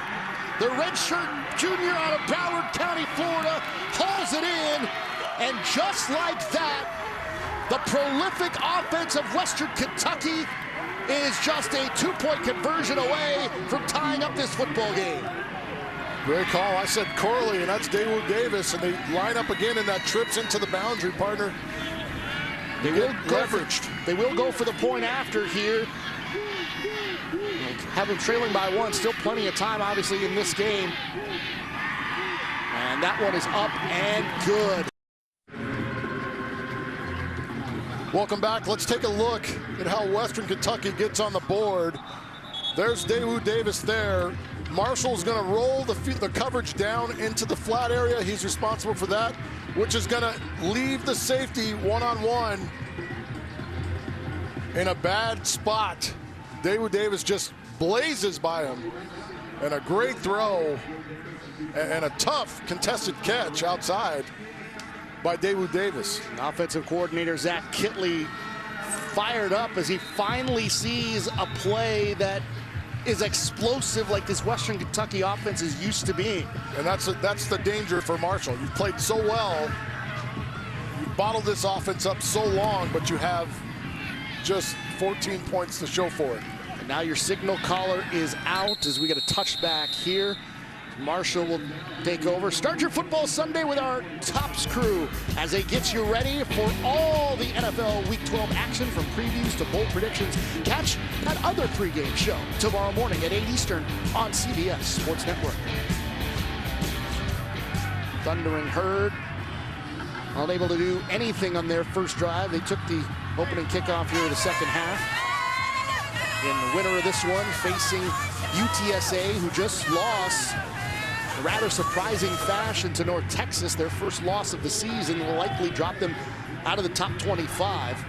Well, they fell behind in their game against UAB as well a week ago, and did the same thing today to North Texas, who seemingly had nothing to play for, but lo and behold, came out to play. UAB you can understand. North Texas, Not you really at all. can't. So Ali takes it across the 30 to the 31. You're going to see a lot of him here in the second half now with Wells out. As well as you should. You've got the offensive line with tremendous amount of experience. They do a nice job, and Ali can get it done for you out of the backfield. You use him smartly, make short throws with Zaban, and you still got an opportunity here.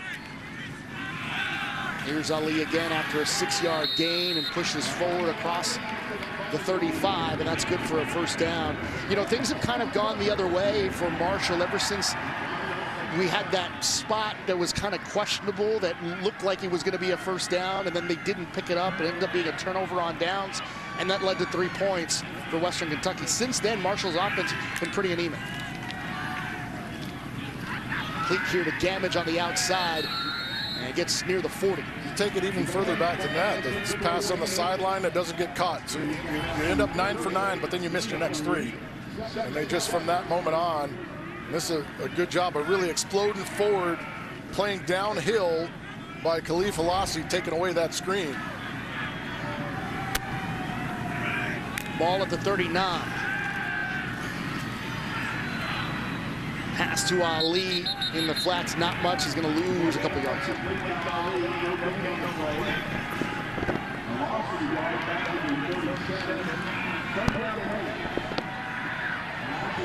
Trying to give him good combination routes where you can get the ball out of his hands, and just a redshirt sophomore, doesn't have a ton of playing experience, but just trying to give him some simple concepts that he can complete throws with. Marshall 3 of 8 on third down. Zaban steps up and he gets swallowed up at the 35-yard line. The sack brings him down to that line of scrimmage, or behind the line of scrimmage there. And it's now 4th down. And Marshall finds themselves treading water right now. Yeah, and Jaden Hunter finally getting home, but you got to give it up to the big guys up front. Darvin and Ship really pushing that pocket. Jareth Stearns back deep to receive this punt. He's going to call for the fair catch as he backpedals to about the 22-yard line for Western Kentucky. And that's where the Hilltoppers will take over, trailing by 1, and the momentum back in the Hilltoppers' favor.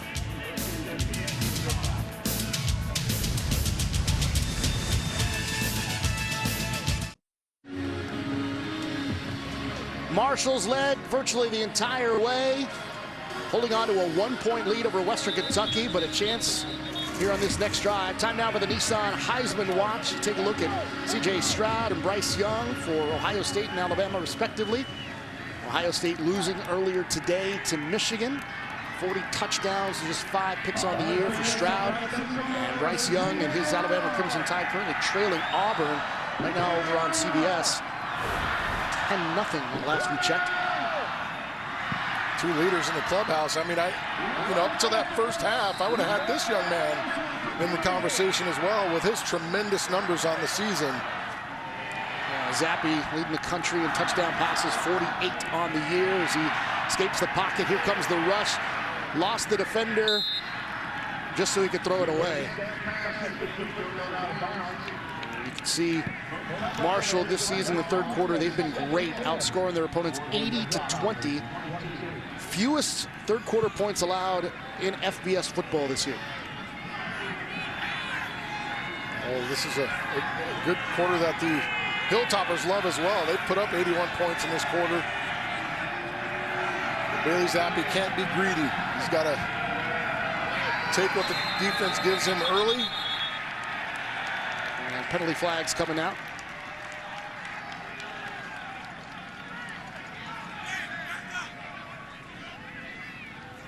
Ball start. Offense, number 53. 5-yard penalty. Remains second down. It's the center, Rusty Stats. I mean, I'm still waiting for the movement. And it's kind of weird. They don't put their hands down. So if the quarterback's still changing things, it has to be something dramatic, right? To really force a encroachment.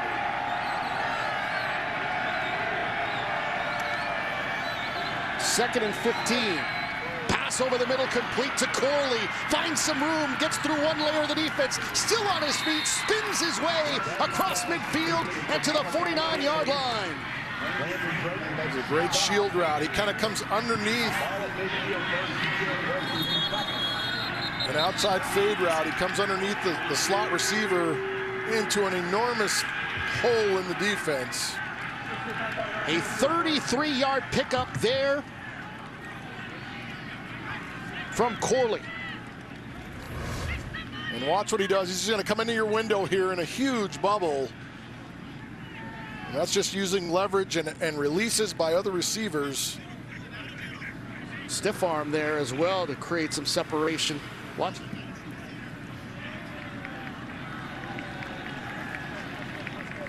The announcers march the players go to Cumberlander. Drayton finally able to bring him down, but not before he picked up 33 yards. Cumberlander coming off the field, and not sure of the injury, but listen, if I'm getting quick with the plays, I'm going to lay down for a second as well. We'll get a load of this, partner. Since Wells left the game for Marshall, talk about the yardage difference. 170 for Western Kentucky, just 34 from Marshall. Since Marshall's quarterback, Wells, left the game.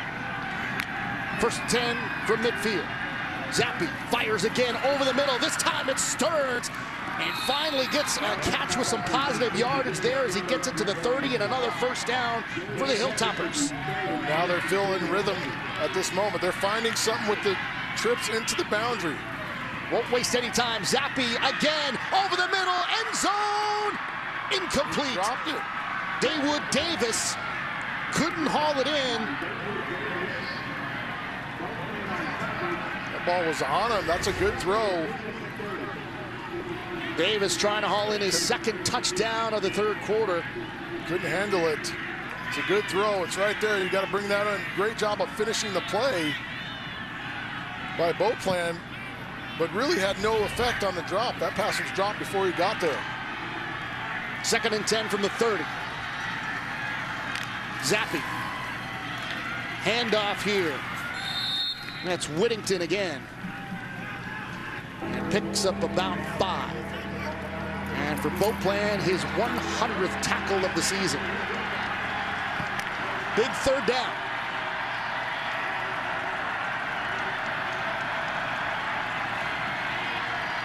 I'm going to go out of the stack formation and go into more of a spread. Western Kentucky 3 of 11 on third down today.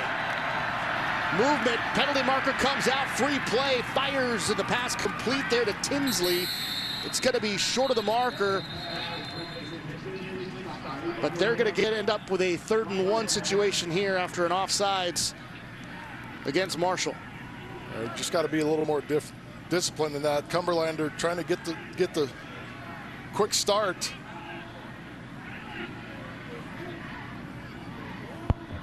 Offside, defense, 5-yard penalty, third down.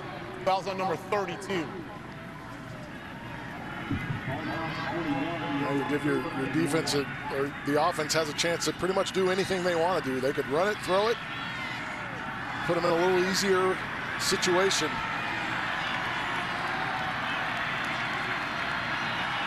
They've run inside zone the last couple times they had this situation. Zappi passes, and it's complete. Joey Belgian comes up with the first down reception here for Western Kentucky. They move the chains again. And a good job of bringing Belgian across. They've run inside zone with him coming back, Jay blocking out. This time he just slips the outside backer and gets out in the flat. Good touch throw. The drive continues. It's cliche, but it really has been a tale of two halves. Western Kentucky just asserting themselves here. Pass left side, and just a little miscommunication there. That's incomplete. He was looking for Robichaux there. Robichaux comes out of the backfield, and it's the design play. He just drops the ball, unable to bring it in. I think he turned around a little later than Zappi wanted to. Sometimes you're running those wheel routes. Guys think they have to be 15 yards down the field before they catch it, but if you get leverage, get eyes on your QB early. And Marshall's going to take a timeout here. Timeout, Marshall. They're first of the half. And on their heels defensively the entire half. Very different from half number 1. 1-point game with the East title on the line.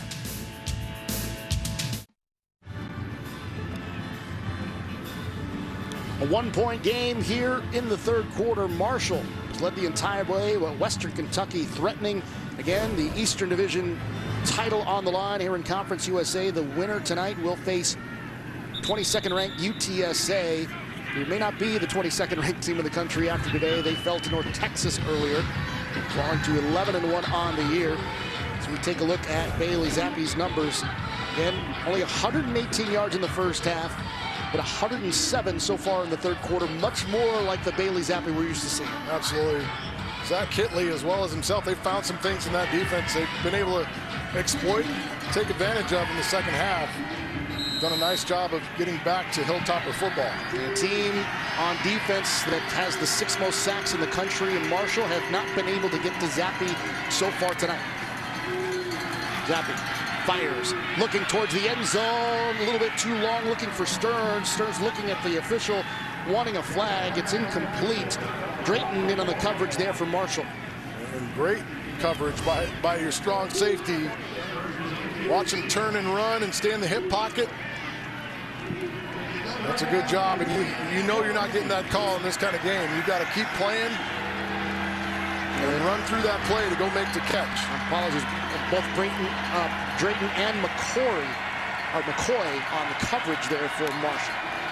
On third down, Zappe looking, plenty of time, fires in the end zone, touchdown, Marshall now trails Western Kentucky after a dominating first half as Corley hauls it into the end zone for the Hilltoppers. I know Bailey Zappe gets all the credit here, but Cole Spencer, Quintavious Leslie, Rusty Stats, Bo Wilson, Mason Brooks, look at him just sit back there and figure out where he wants to go. He's a clean pocket. This is the #1 grading offensive line in the nation when they're in pass sets. And it shows you that right there. The 50th touchdown pass of the season for Bailey Zappe, leading all of FBS football. And now Western Kentucky leads it 20-14 with 9:10 left to go in the third quarter. And partner, the Marshall fans, they are stunned right now. I mean, just a great job of uncovering by Malachi Corley, excuse me. Just continued to work the back line and kept himself alive.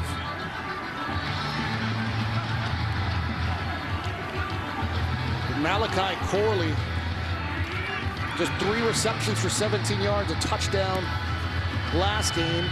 Picked up his 7th touchdown of the season right there. Touchdowns for Corley and for Davis.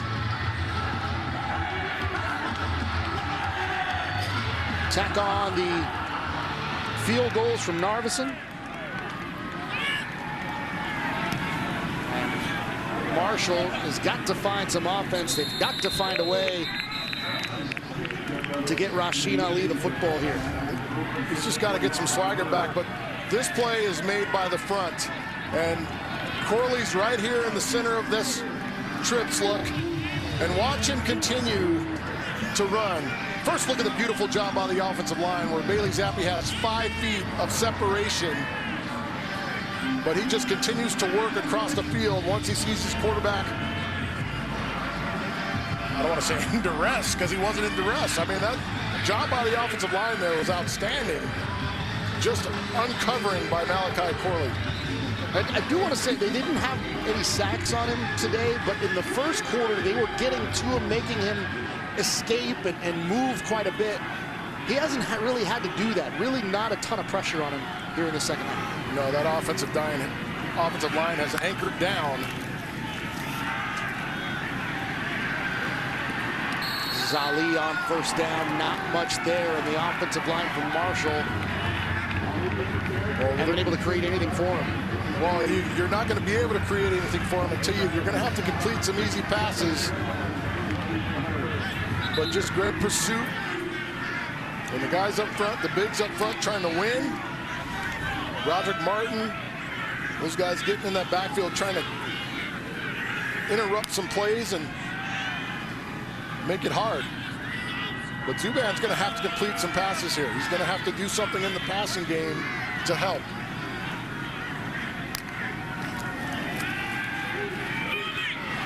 Miscommunication there, looking for Ali on that right side.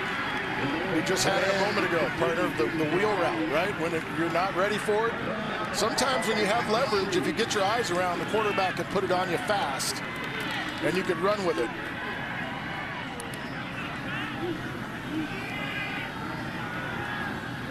Again, if you just joined us, Marshall took the early lead. But their quarterback, Grant Wells, is out of the football game. Back up, Luke Zaban, again swallowed up there, looking for something downfield. And coming up with the sack. Several players involved there, but Jaden Hunter's the one that brings him down. He misses Talib Keaton on this play. Talib Keaton's wide open on the wheel route. And he looks, and then his eyes come down. And when I see your head looking down, you're looking at the rush. But watch Keaton going up the sideline on the wheel. They allow him to run the wheel. You could throw that ball over the top and give him a chance to go get it. But he never sees it. Fourth sack today for the Western Kentucky defense. And once again, Marshall will punt the football away. A fair catch is called near midfield as Jared Stearns able to haul it in. Western Kentucky leading 20-14. It's been all Hilltoppers here in the second half.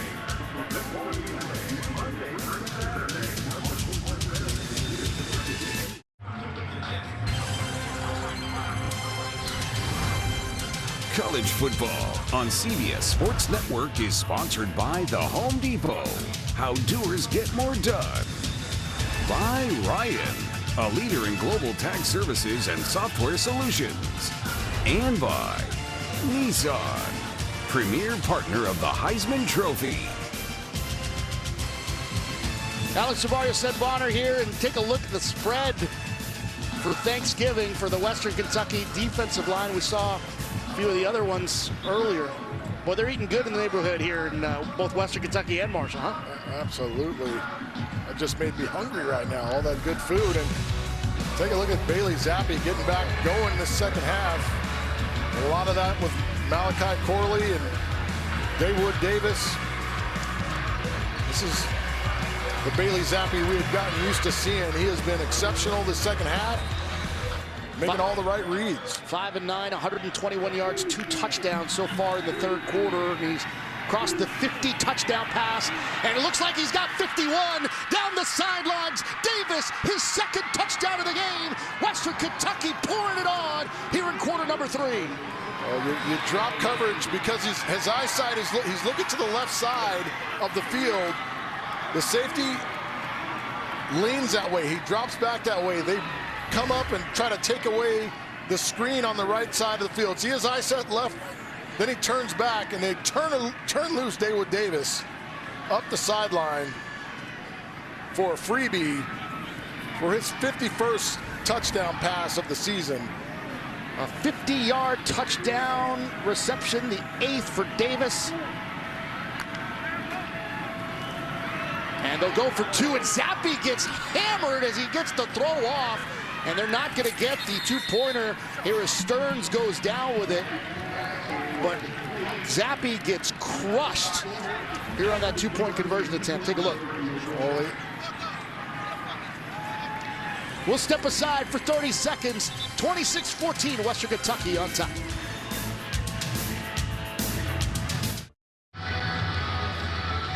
(26-14) Western Kentucky starting to pour it on here, partner. You saw something in that 2-point conversion attempt. Absolutely. TJ Johnson and doing a good job of taking up 2. Watch the left edge right out here as Belgian tries to slide out to get to his protection. He's being held by number 15, TJ Johnson. He was just sneaky enough to get away with it. Here comes the return from Marshall. They need something explosive here, and not much after getting to the 20-yard line on the return there. And Coach Huff, he's got to be thinking, what do we got to do here? 26 unanswered points.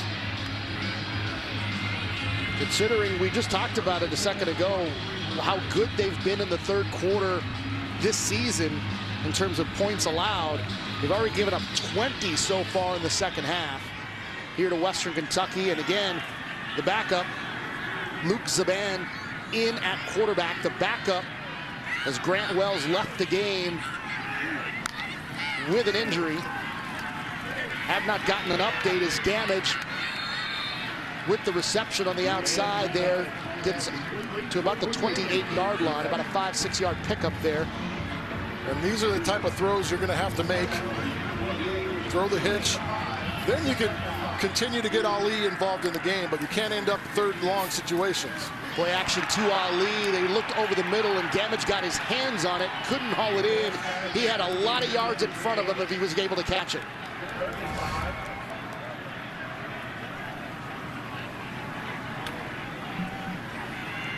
That's frustration. That is 100% frustration. As the ball gets in there, I mean, sometimes you don't have to throw a hot rocket, right? You can throw it with enough pace so it gets to your receiver, but he's moving laterally, going hard across the middle. I mean, he throws that thing with a downward spiral, and it's coming hot. And again, that one thrown a little bit behind Keaton. He couldn't haul it in. And just, I'm not comfortable with the demeanor I'm seeing from even all the receivers. You know, those things happen sometimes, but well, especially you've got a frustrated, not a frustrated, but you've got a young quarterback in there that doesn't get a lot of reps in practice. There's a lot on the line, obviously, in the game today, and he's just a different guy throwing these guys the football right now. Well, they've got to do what they can to pick him up. You know, were either one of those throws perfect, or was it too hard? Was it behind you on the back hip? Yes, but you've got to stop. You've got to somehow be better than yourself, because you got to help a young guy out. Fair catch is called. Let's take a look at the college football playoff poll powered by Ram Trucks, and it's going to change after the results today, as Ohio State, the second-ranked team in the country, lost to Michigan in convincing fashion, 42-27. See Cincinnati in at number 4. Alabama currently trailing Auburn over on CBS, 10-0. So a lot of this can change next week, partner. Except the #1 spot. Right. I mean, to me, it's Georgia and everybody else right now, because the way they play soundly on both sides of the ball and special teams, dominant team. On first down, Noah Whittington on the carry here. Get 20 yards, or pardon me, 20 points given up by the Marshall defense here to Western Kentucky. And now they're controlling the clock with the run as Whittington gets another carry. Guys, I want to give a shout out to my son Cam's team. The Box State Bruins had a 14-6 win, winning the 10U National Football Championships in Las Vegas this morning. Awesome. Congratulations. 26-14, another carry. This time, this is Jakari Moses. It's his first carry of the day. And they're going fast here, but they're not going as fast as they normally go. They've got control of things. They know there's a frustrated team on the other side. 4 receivers stacked on both sides. Once again, they'll go up the middle to Moses. This game changed on that fumble, not only with the change of possession, but your quarterback's knocked out of the ball game and hasn't been able to play since in that second quarter. I'll tell you what, the energy that we heard from this Jones C. Edwards Stadium crowd earlier is just not there. That one squeaks out, and that's going to be an incomplete pass. Marshall gets on top of it after it squirted out of the hands of Mitchell Tinsley. I know it's an incomplete. Watch this ball placement, though. That's the only spot, and Tinsley reached behind, grabbed it with one hand. And I'm not so sure Still bobbling in it. Yeah, he never really secured that catch. Great effort there. Is nearly a catch. Yeah, that's a good call. And just scored it out there. Officials right on top of that. So it'll be third down here. Third down and about 7.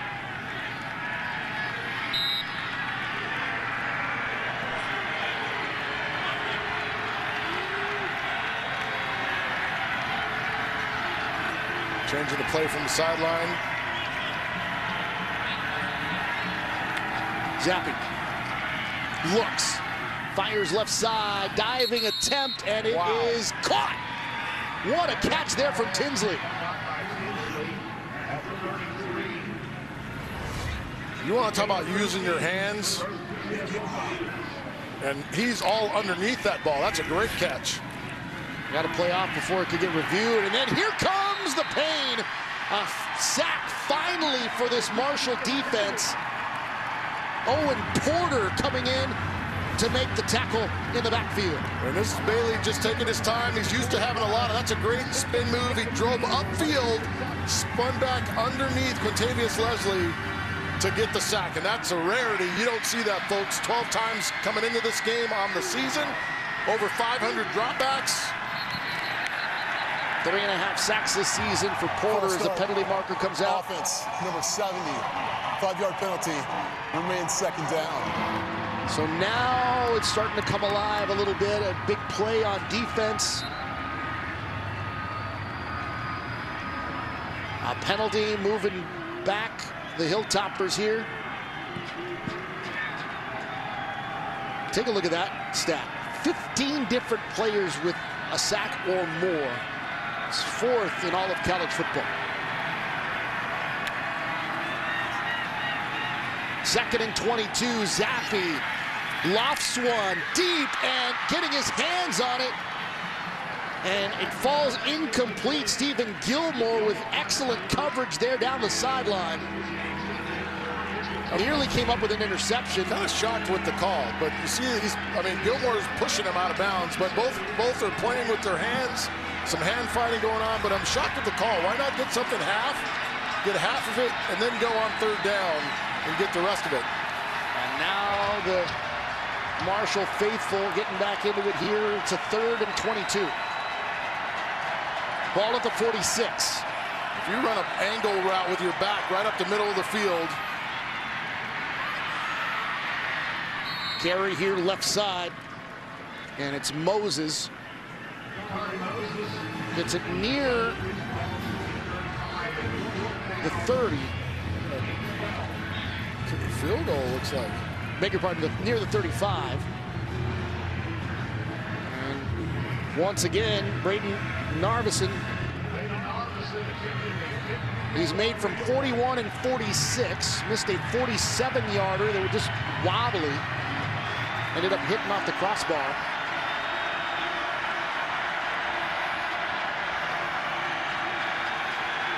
53-yard attempt. That one is up, and it gets through. It is good. That ties his career high. And Western Kentucky continues to put points on the board. They lead at 29-14. The East Division on the line in CUSA.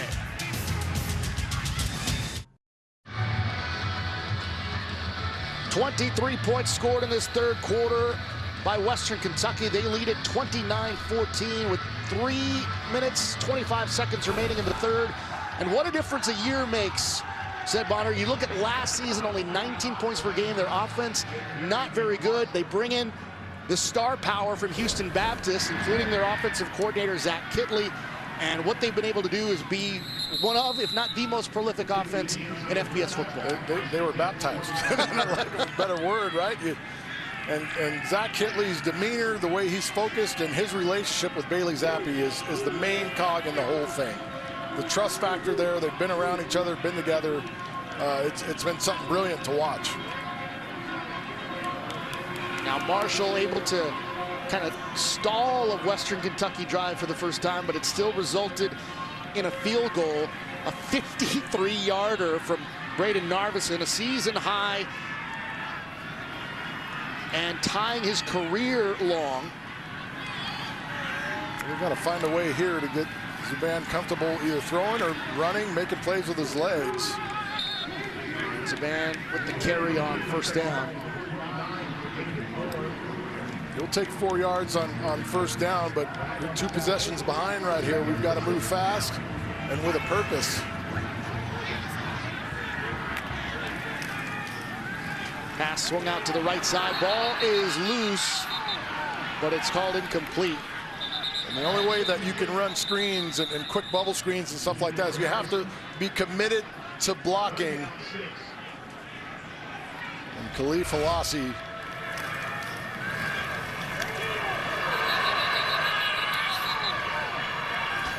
says, you're not going to block me. I'm coming downhill with bad intentions. So third down coming up for Marshall. They started 3 of 3 on third down. Since then, 0 for 8 with 3 sacks.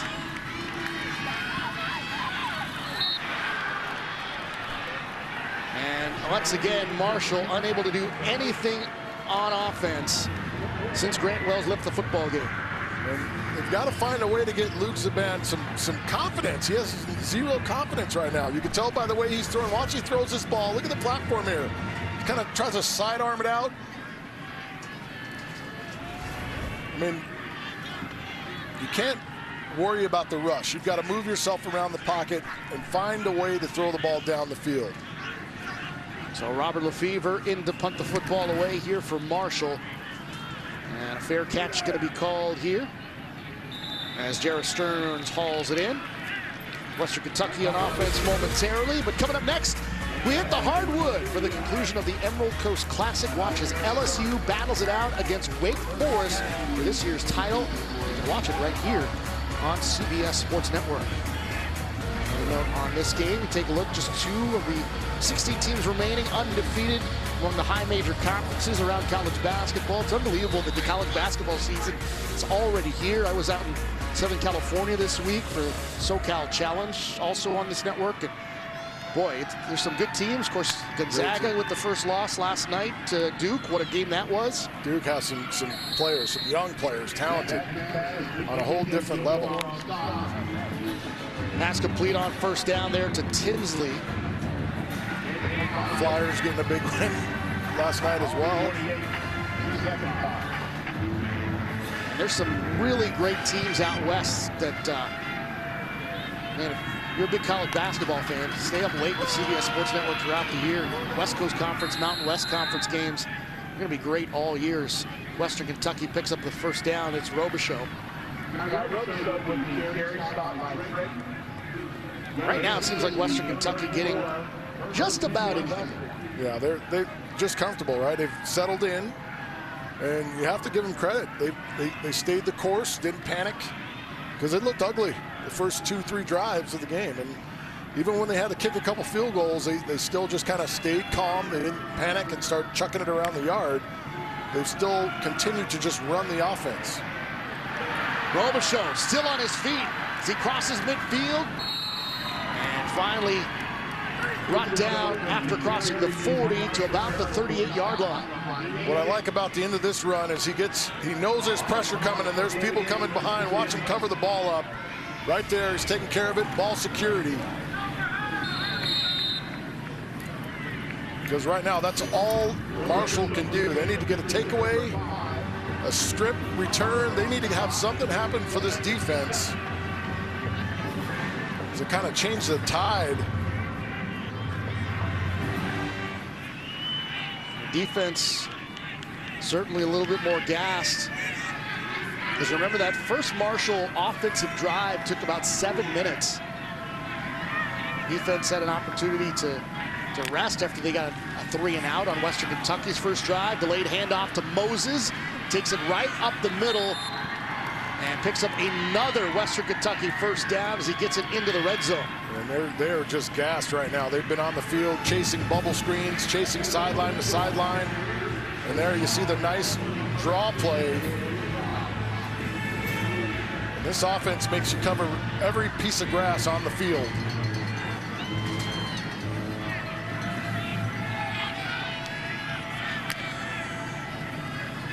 29-14. First down for the Hilltoppers at the 20. Zappi fires immediately over the middle. It's complete again. And Stearns comes up with the reception. So inside looky route with Stearns. Gets a matchup with a linebacker or safety. Too quick across his face. Ball accurately delivered. Just his third reception of the game for the man with the most yardage in all of college football.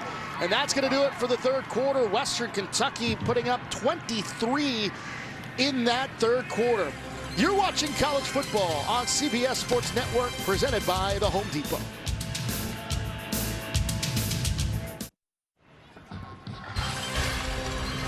You're watching college football on CBS Sports Network, presented by the Home Depot. We get ready to start the fourth quarter.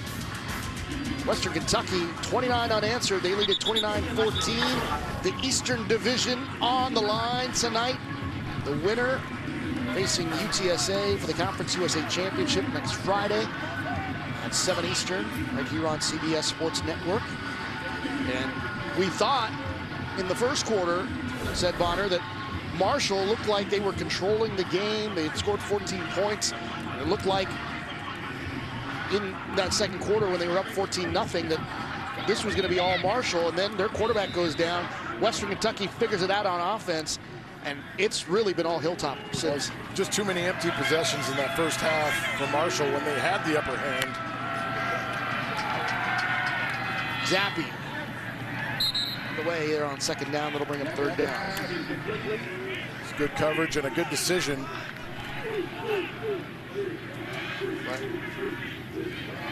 Difference a quarterback makes since Wells left the game. Difference in yardage, 367 for Western Kentucky, just 64 from Marshall. There's got to be something that you could do psychologically to keep your young guys and your backups engaged at the quarterback spot. Because there's such a dramatic drop, unless you're Oklahoma, right? You got two starters on that team. And Georgia, you got two starters on that team. But for the other schools, when your top guy goes out, it's tough to keep everything rolling the same way. Zappi finds Stearns on that left side. That pass complete. That's going to be enough for a first down. Coverage is soft. Getting the ball out. That's pretty much a screenplay, an extension of the running game there. You got two backers blocking. Easy pitch and catch. First and goal from the 8. It's the Hilltoppers to pour it on offense. One up, it's caught, and it's easy peasy for Dalvin Smith. No one there to touch him. Touchdown, Western Kentucky. This is just a great play call. Dalvin Smith lines up all over the place. See him come in motion, and then it's just an underneath screen. You see the lineman get out in front of him. Back under, catches the ball behind the line of scrimmage, and takes it upfield for the easy score. It's a great call. Hauled it in with one hand there, too. Get him to kick the point after. Be perfect there. He would have a big night if he was playing fantasy.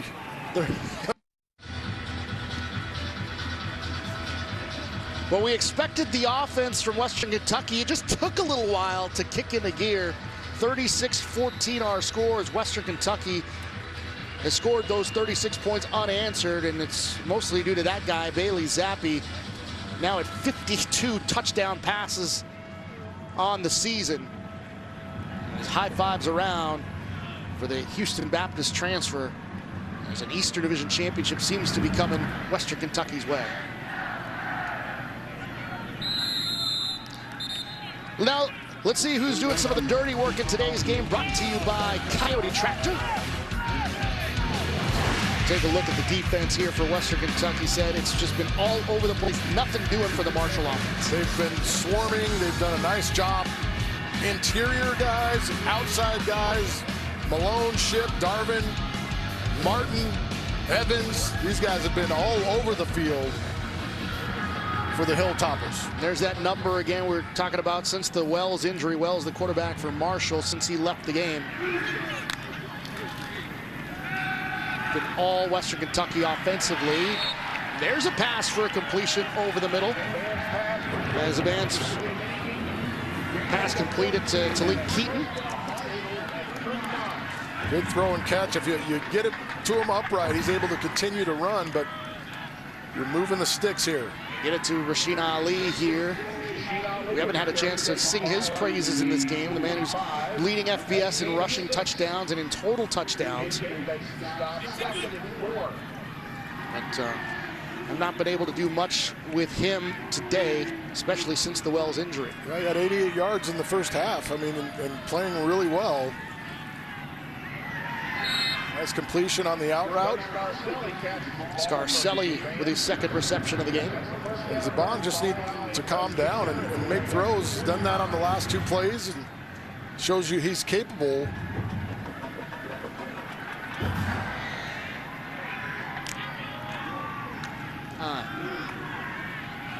Zaban's going to take it himself. Gets it across the 40.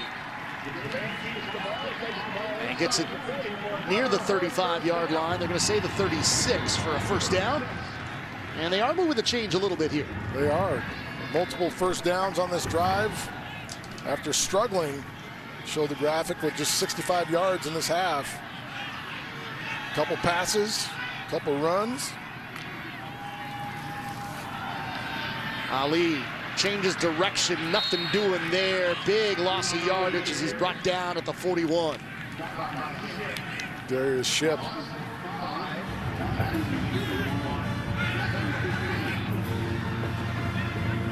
Bailey Zappi setting a new record in Conference USA for touchdown passes after he got his 50th earlier. Zaban looking, rolling to his right and firing downfield. Got a man, he's caught! Trying to break free, pushes forward, touchdown! Shadid Ahmed able to stop the bleeding offensively from Marshall, would not be denied. Touchdown Marshall. This is a poor job of tackling here. They're trying to tackle the football, but a good throw on the move. But watch him try to tackle the football instead of trying to rake it out, instead of getting the guy on the ground, forcing the offense to run more plays down inside the red zone. But the effort by Ahmed is outstanding. Extra point is good. 41-yard touchdown reception by Ahmed. Marshall showing signs of life here in the fourth.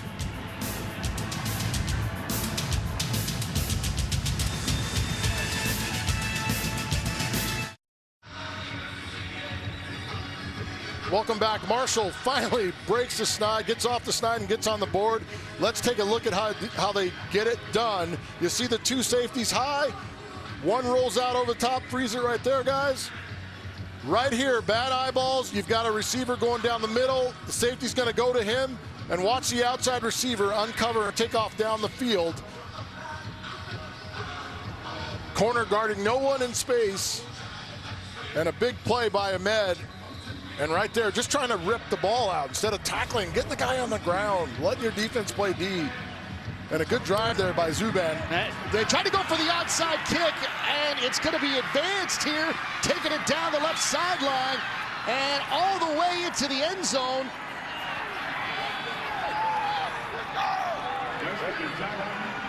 Wow. And it's a touchdown for Western Kentucky. Craig Burt Jr. Typically you say, kneel on it, get down with the ball, but it takes a hop right to him, and there is no one around. And you have to think that ball was supposed to go wider on that kick. And how do you tell a guy, don't go score the touchdown? Oh, my goodness. Wow. That just takes the air out of the entire stadium. You've just gotten some life. Fans were involved.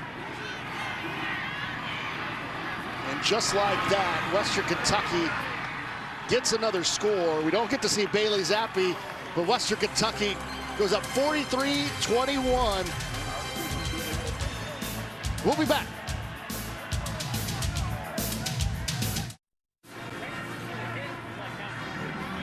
Just a shocking turn of events here right after a Marshall touchdown, which breathed new life into Jones C. Edwards Stadium. Here's the onside kick attempt, which ends up being a touchdown for Western Kentucky. Well, you've got 4 guys for Marshall outside, 3 guys to cover that kick, and the ball goes right down the middle of the field. You've got to believe that has to be a wider kick. And Greg Berg makes him pay for it. The last time an opponent returned a kickoff for a touchdown against Marshall was back in 2016. The opponent, Western Kentucky. See the return here for Marshall. They try to get something going. And now some extracurriculars here as penalty markers come out all over the place. We talked about this being a friendly rivalry, but this one's starting to get a bit chippy. There's still plenty of time in this game. You can still do some things, but when you're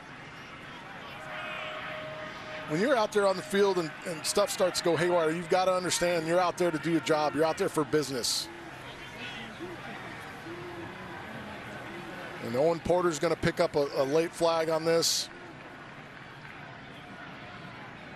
Again, with emotion, but not emotional.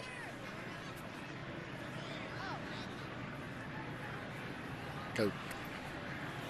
Free party out there. 6 flags on the field. I want to get in on the party there. You get a flag. You get a flag. Nobody gets a flag.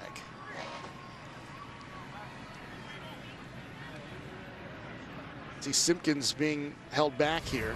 And just pulled off by his guys. And just understand, especially if you're Western Kentucky, right? You're on the road. Everything's in your favor right now. There's no reason for it. In your favor.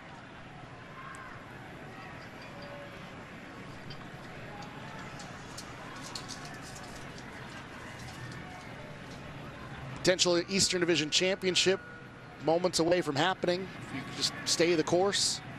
Trip to San Antonio against a team that's reeling a bit in UTSA. And that right there, there's just a dust-up going on. A little dust-up. It happens in football. You know what?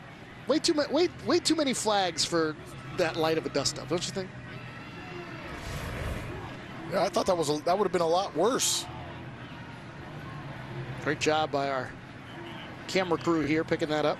But they've got to take control of the situation, of course. right? It is a rivalry that's hotly contested, lots at stake.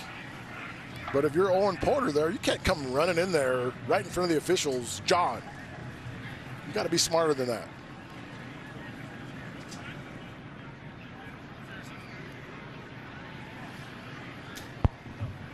There are several fouls on the play during the return. Holding, turn team number 19. That penalty will be enforced from the spot of the foul. After the play, unsportsmanlike conduct receiving team number 16. Unsportsmanlike conduct on the kicking team number 19. Unsportsmanlike conduct number 55 of Marshall. He is disqualified for coming off the bench. The other 2 unsportsmanlike fouls, those are their first of the game. All of those fouls cancel. Again, 55 is ejected from the game. It's Owen Porter, well, only linebacker that's been able to come in and make a sack, defensive end that's been able to make the sack in this game.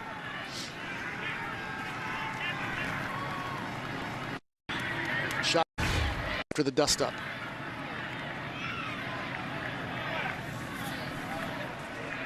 You know better, flat out. There's nothing else needs to be said about that. You know better, period.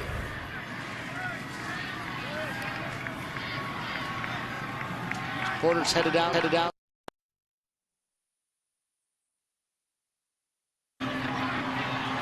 So Marshall will start this drive on their own 11-yard line. As Porter makes his way out.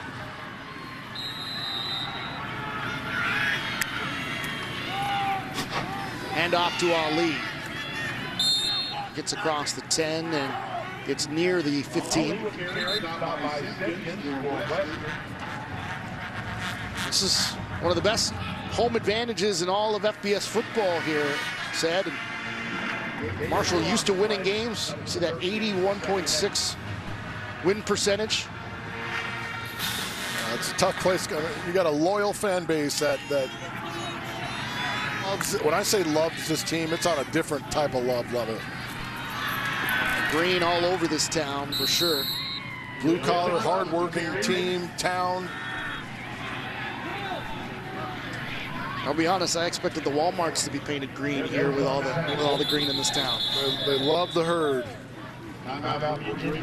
They certainly do. And unfortunately, some tough breaks for them. Well, let's just hope Willie Johnson's okay here.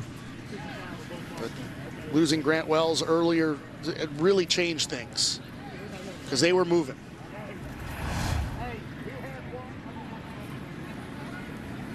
Little reverse.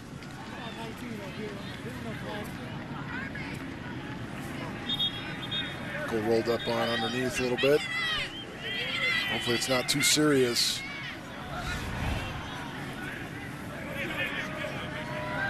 And some pain nonetheless. Johnson being helped.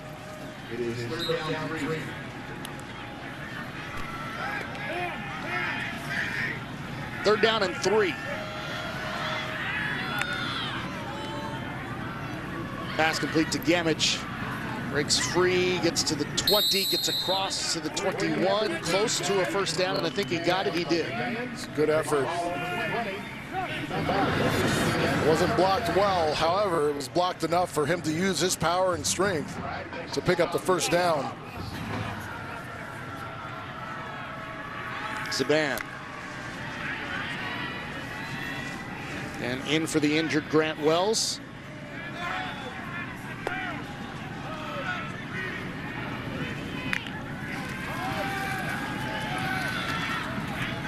Over the middle, and another completion there, this time to Talik Keaton.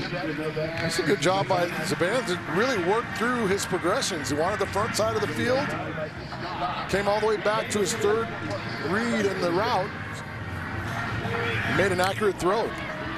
Saban looking, left side, he's got Gamage. It's across the 35, and that's another Marshall first down. It's already his 12th completion.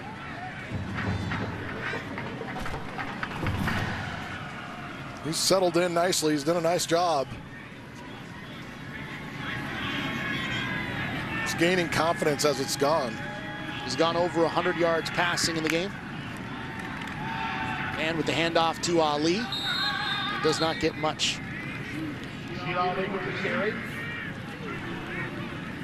It's obvious what the Hilltoppers defense wants to do at this point, and you thought that that would be the game plan early, but they want to make sure Ali doesn't get going again in the second half. That one gets away from Saban. He's just going to have to escape and try to throw it away, and he's just able to do it before it can be brought down. Snaps a little wide right. He reaches for it. You got to step your whole body over there, but he does the right thing there, getting it down the field. It just gets past the line of scrimmage. Decision not to do something foolish with it after the mistake and the bad snap. 9.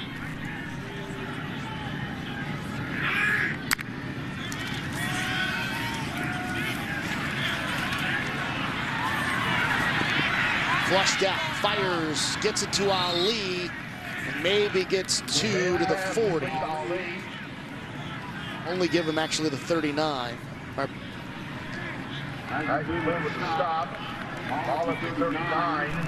Ali does a nice job of uncovering there for his quarterback. Well, it's a minimal game, but he just allowed him an outlet, somewhere to go with the football, lose yards, so you get something positive out of it. Marshall in 4-down territory here. Division title on the line in CUSA. So they go for it on 4th down and 9. It's complete to Ali, and he's going to be shoved out of bounds. You have to throw the ball down the field. It's 4th down. You can't take the check down on 4th down. So Marshall, for the 2nd time in the game, turns it over on downs. And Western Kentucky takes over. Bailey Zappi just 32 yards away from 5,000. We'll see if he can do it. As Western Kentucky heading towards San Antonio, you're watching college football on CBS Sports Network, presented by the Home Depot.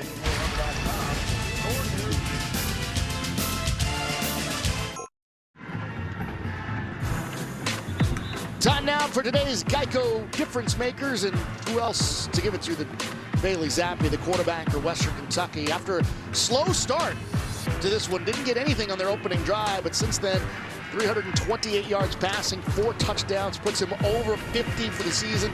And take a look at David Davis. All the talk was about Jarrett Stearns going into this one, but today it's been Davis, 105 yards and 2 touchdowns. Some big plays, and you know, after going 14 of 30 in the first half for 118 yards, to come back and really just to shine the way he has shows you why he's so talented. We'll hand it off here on 1st down, and why wouldn't they? They want to run the clock off, so you wonder if Zappi's going to be able to get the 32 yards he needs to get to 5,000.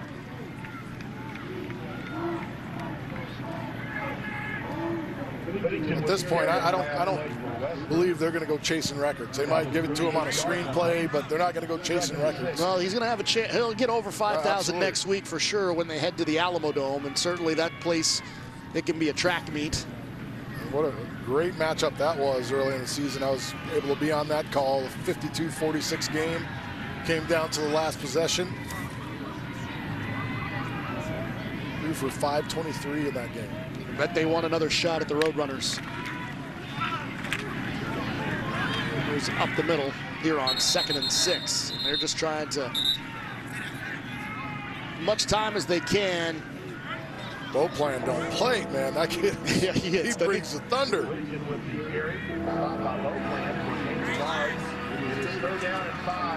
It'll be 3rd and 5 here for Western Kentucky.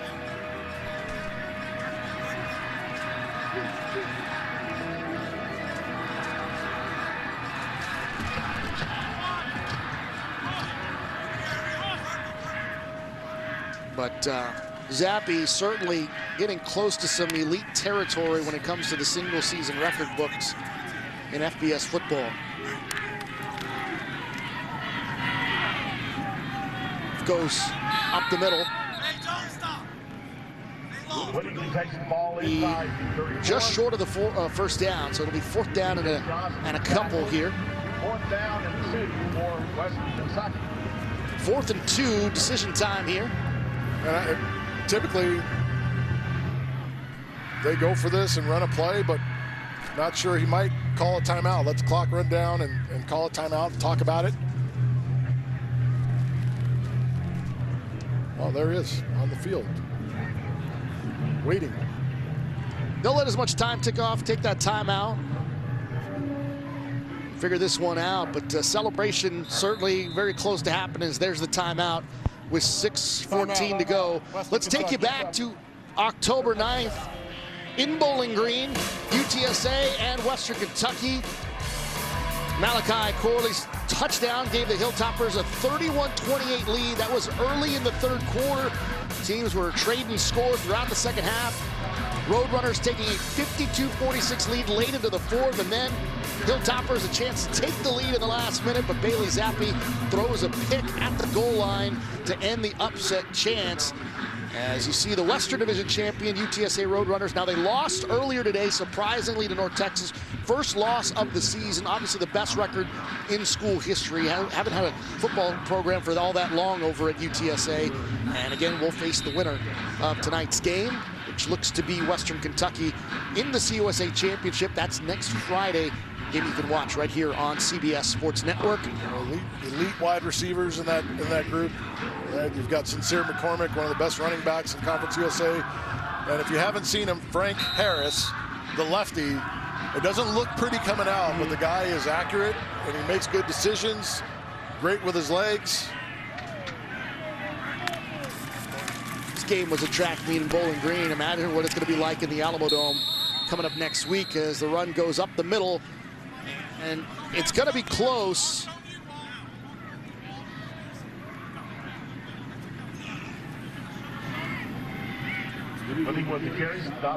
Get a signal just yet, and it is a first down. So Western Kentucky will move the chains. Bailey Zappi makes the signal himself. Approach the 6-minute mark here in the fourth quarter. But what a second half for Western Kentucky.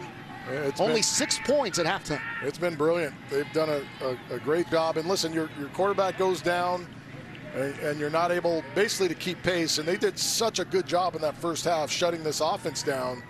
6 points in the first half for Western Kentucky. Missed field goals. There was so much momentum for Marshall.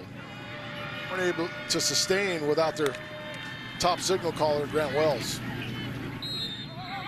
The middle here, Western Kentucky again just churning some clock. And yeah, you wonder how different this game would have gone had Wells not gone out, because he was playing with a lot of confidence. And we hadn't even seen the best of Ali. And you know that how this offense from Marshall runs. It's a very complementary offense. When Ali is going, Wells starts to improve later in the game, and vice versa. Yeah, totally, dependent on each other offensively. And without your leader in there, and Grant Wells being efficient, like he was a week ago, 75%, 267 yards, 2 touchdowns, no interceptions. What does your tailback do? He goes for 203 yards on the ground. They just weren't able to do that this afternoon. Adam Cofield on the carry here for Western.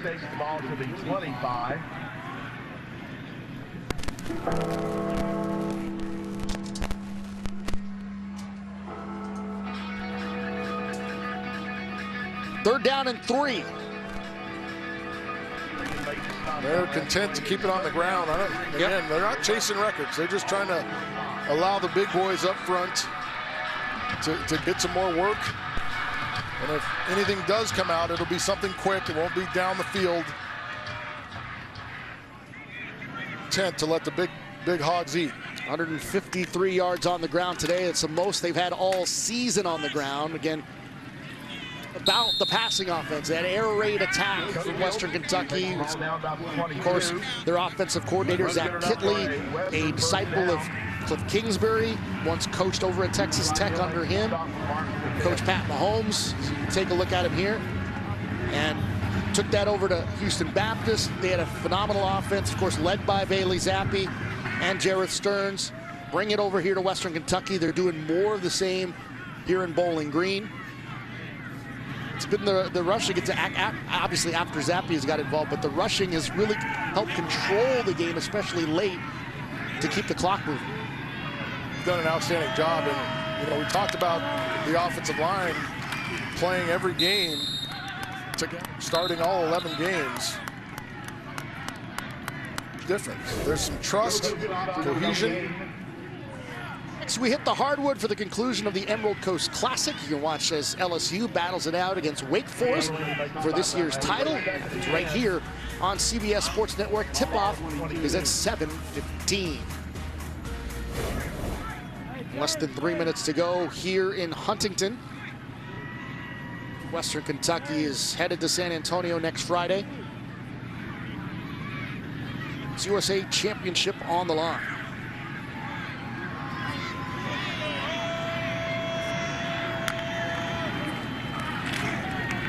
Here, Moses stopped for a loss there, loss of about 3 yards. The defense still playing hard, still being aggressive, still getting it done, just working.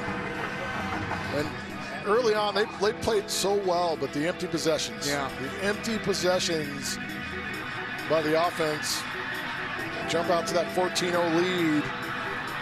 Western Kentucky, to their credit, just continued to chip away until they got it moving. Took control.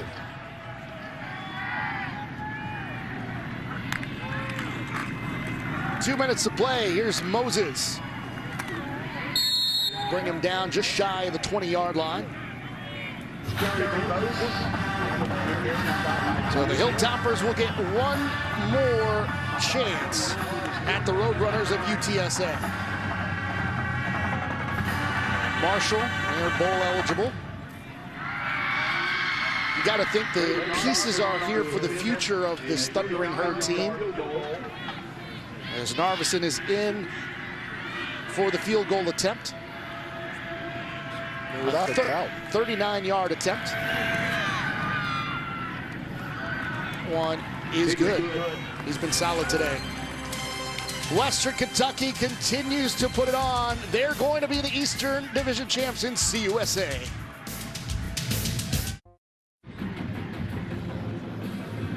A minute 12 to go here. All that's left is whatever the final score ends up being, where Western Kentucky looks like to be headed to San Antonio up 46-21 here on the Thundering Herd of Marshall. A stellar second half, one in which they've put up 40 points on this Marshall defense. Alex Sabario said Bonner up in the booth here, and this wasn't the game we were expecting. As USA, while we're talking Conference USA, last game of the season for Skip Holtz, and leaving Louisiana Tech after 9 seasons, just 3-9 this year for the Bulldogs. Coached his final game today at Rice. Yesterday agreed to part ways with the school. That's a tough one right there, because they've been so good, right? Bowl games, and he and his wife Jennifer do so much in the community, and man, I literally thought he would be there for a long time. And there was some talk in earlier years while he was there in Louisiana Tech that maybe he'd have an opportunity to take another job, perhaps in the Power 5, as we get a pass completion here on first down to Talik Keaton. No, they say incomplete. And this Zaban in for the injured Grant Wells. Left the game, did not see what the injury, not hear what the injury was officially. We did see his final play. It was the play in which he fumbled the football. It being a turnover, led to some points for Western Kentucky. Have not seen him since. If there's any bright spot in the whole deal. And we've got an interception. Taking it down the sideline and all the way diving into the end zone for the touchdown. Davian Williams with the pick 6 to put the finishing touches on a Western Kentucky Eastern Division title. This is just a misread. Receiver runs inside and settles down.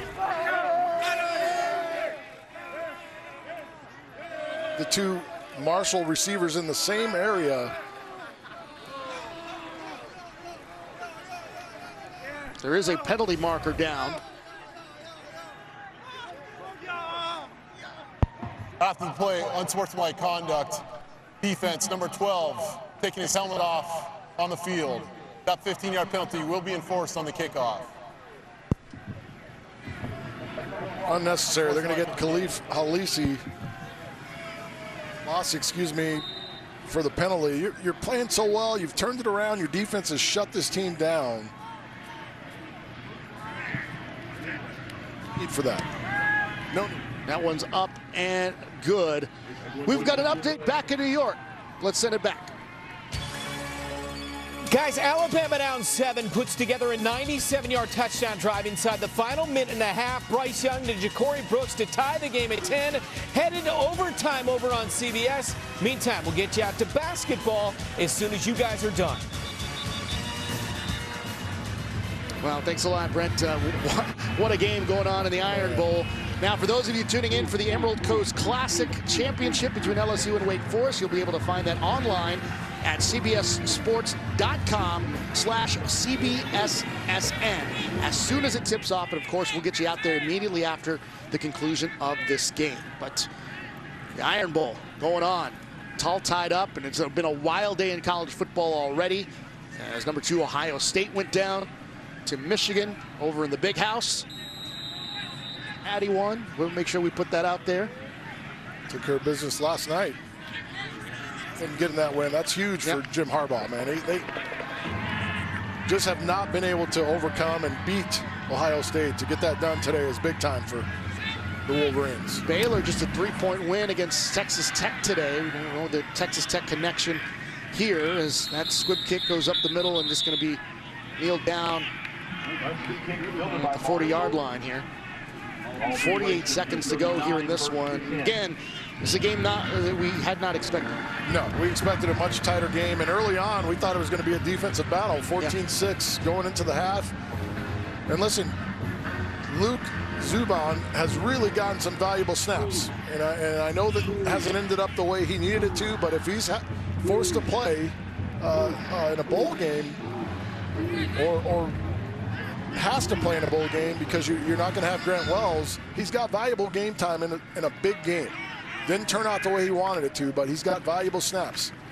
It's tough when you see a game with so much, I don't want to say hype, but so much attention being put on it, end the way it does, and you wonder how different the game would have turned out to be. Perhaps the result the same winner or what have you, but certainly this game would have gone differently in the middle quarters, especially with Grant Wells on the football field.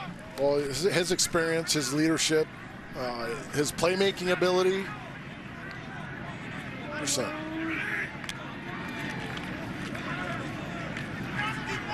Goes up the middle. 12 seconds remaining and counting, and that's going to do it.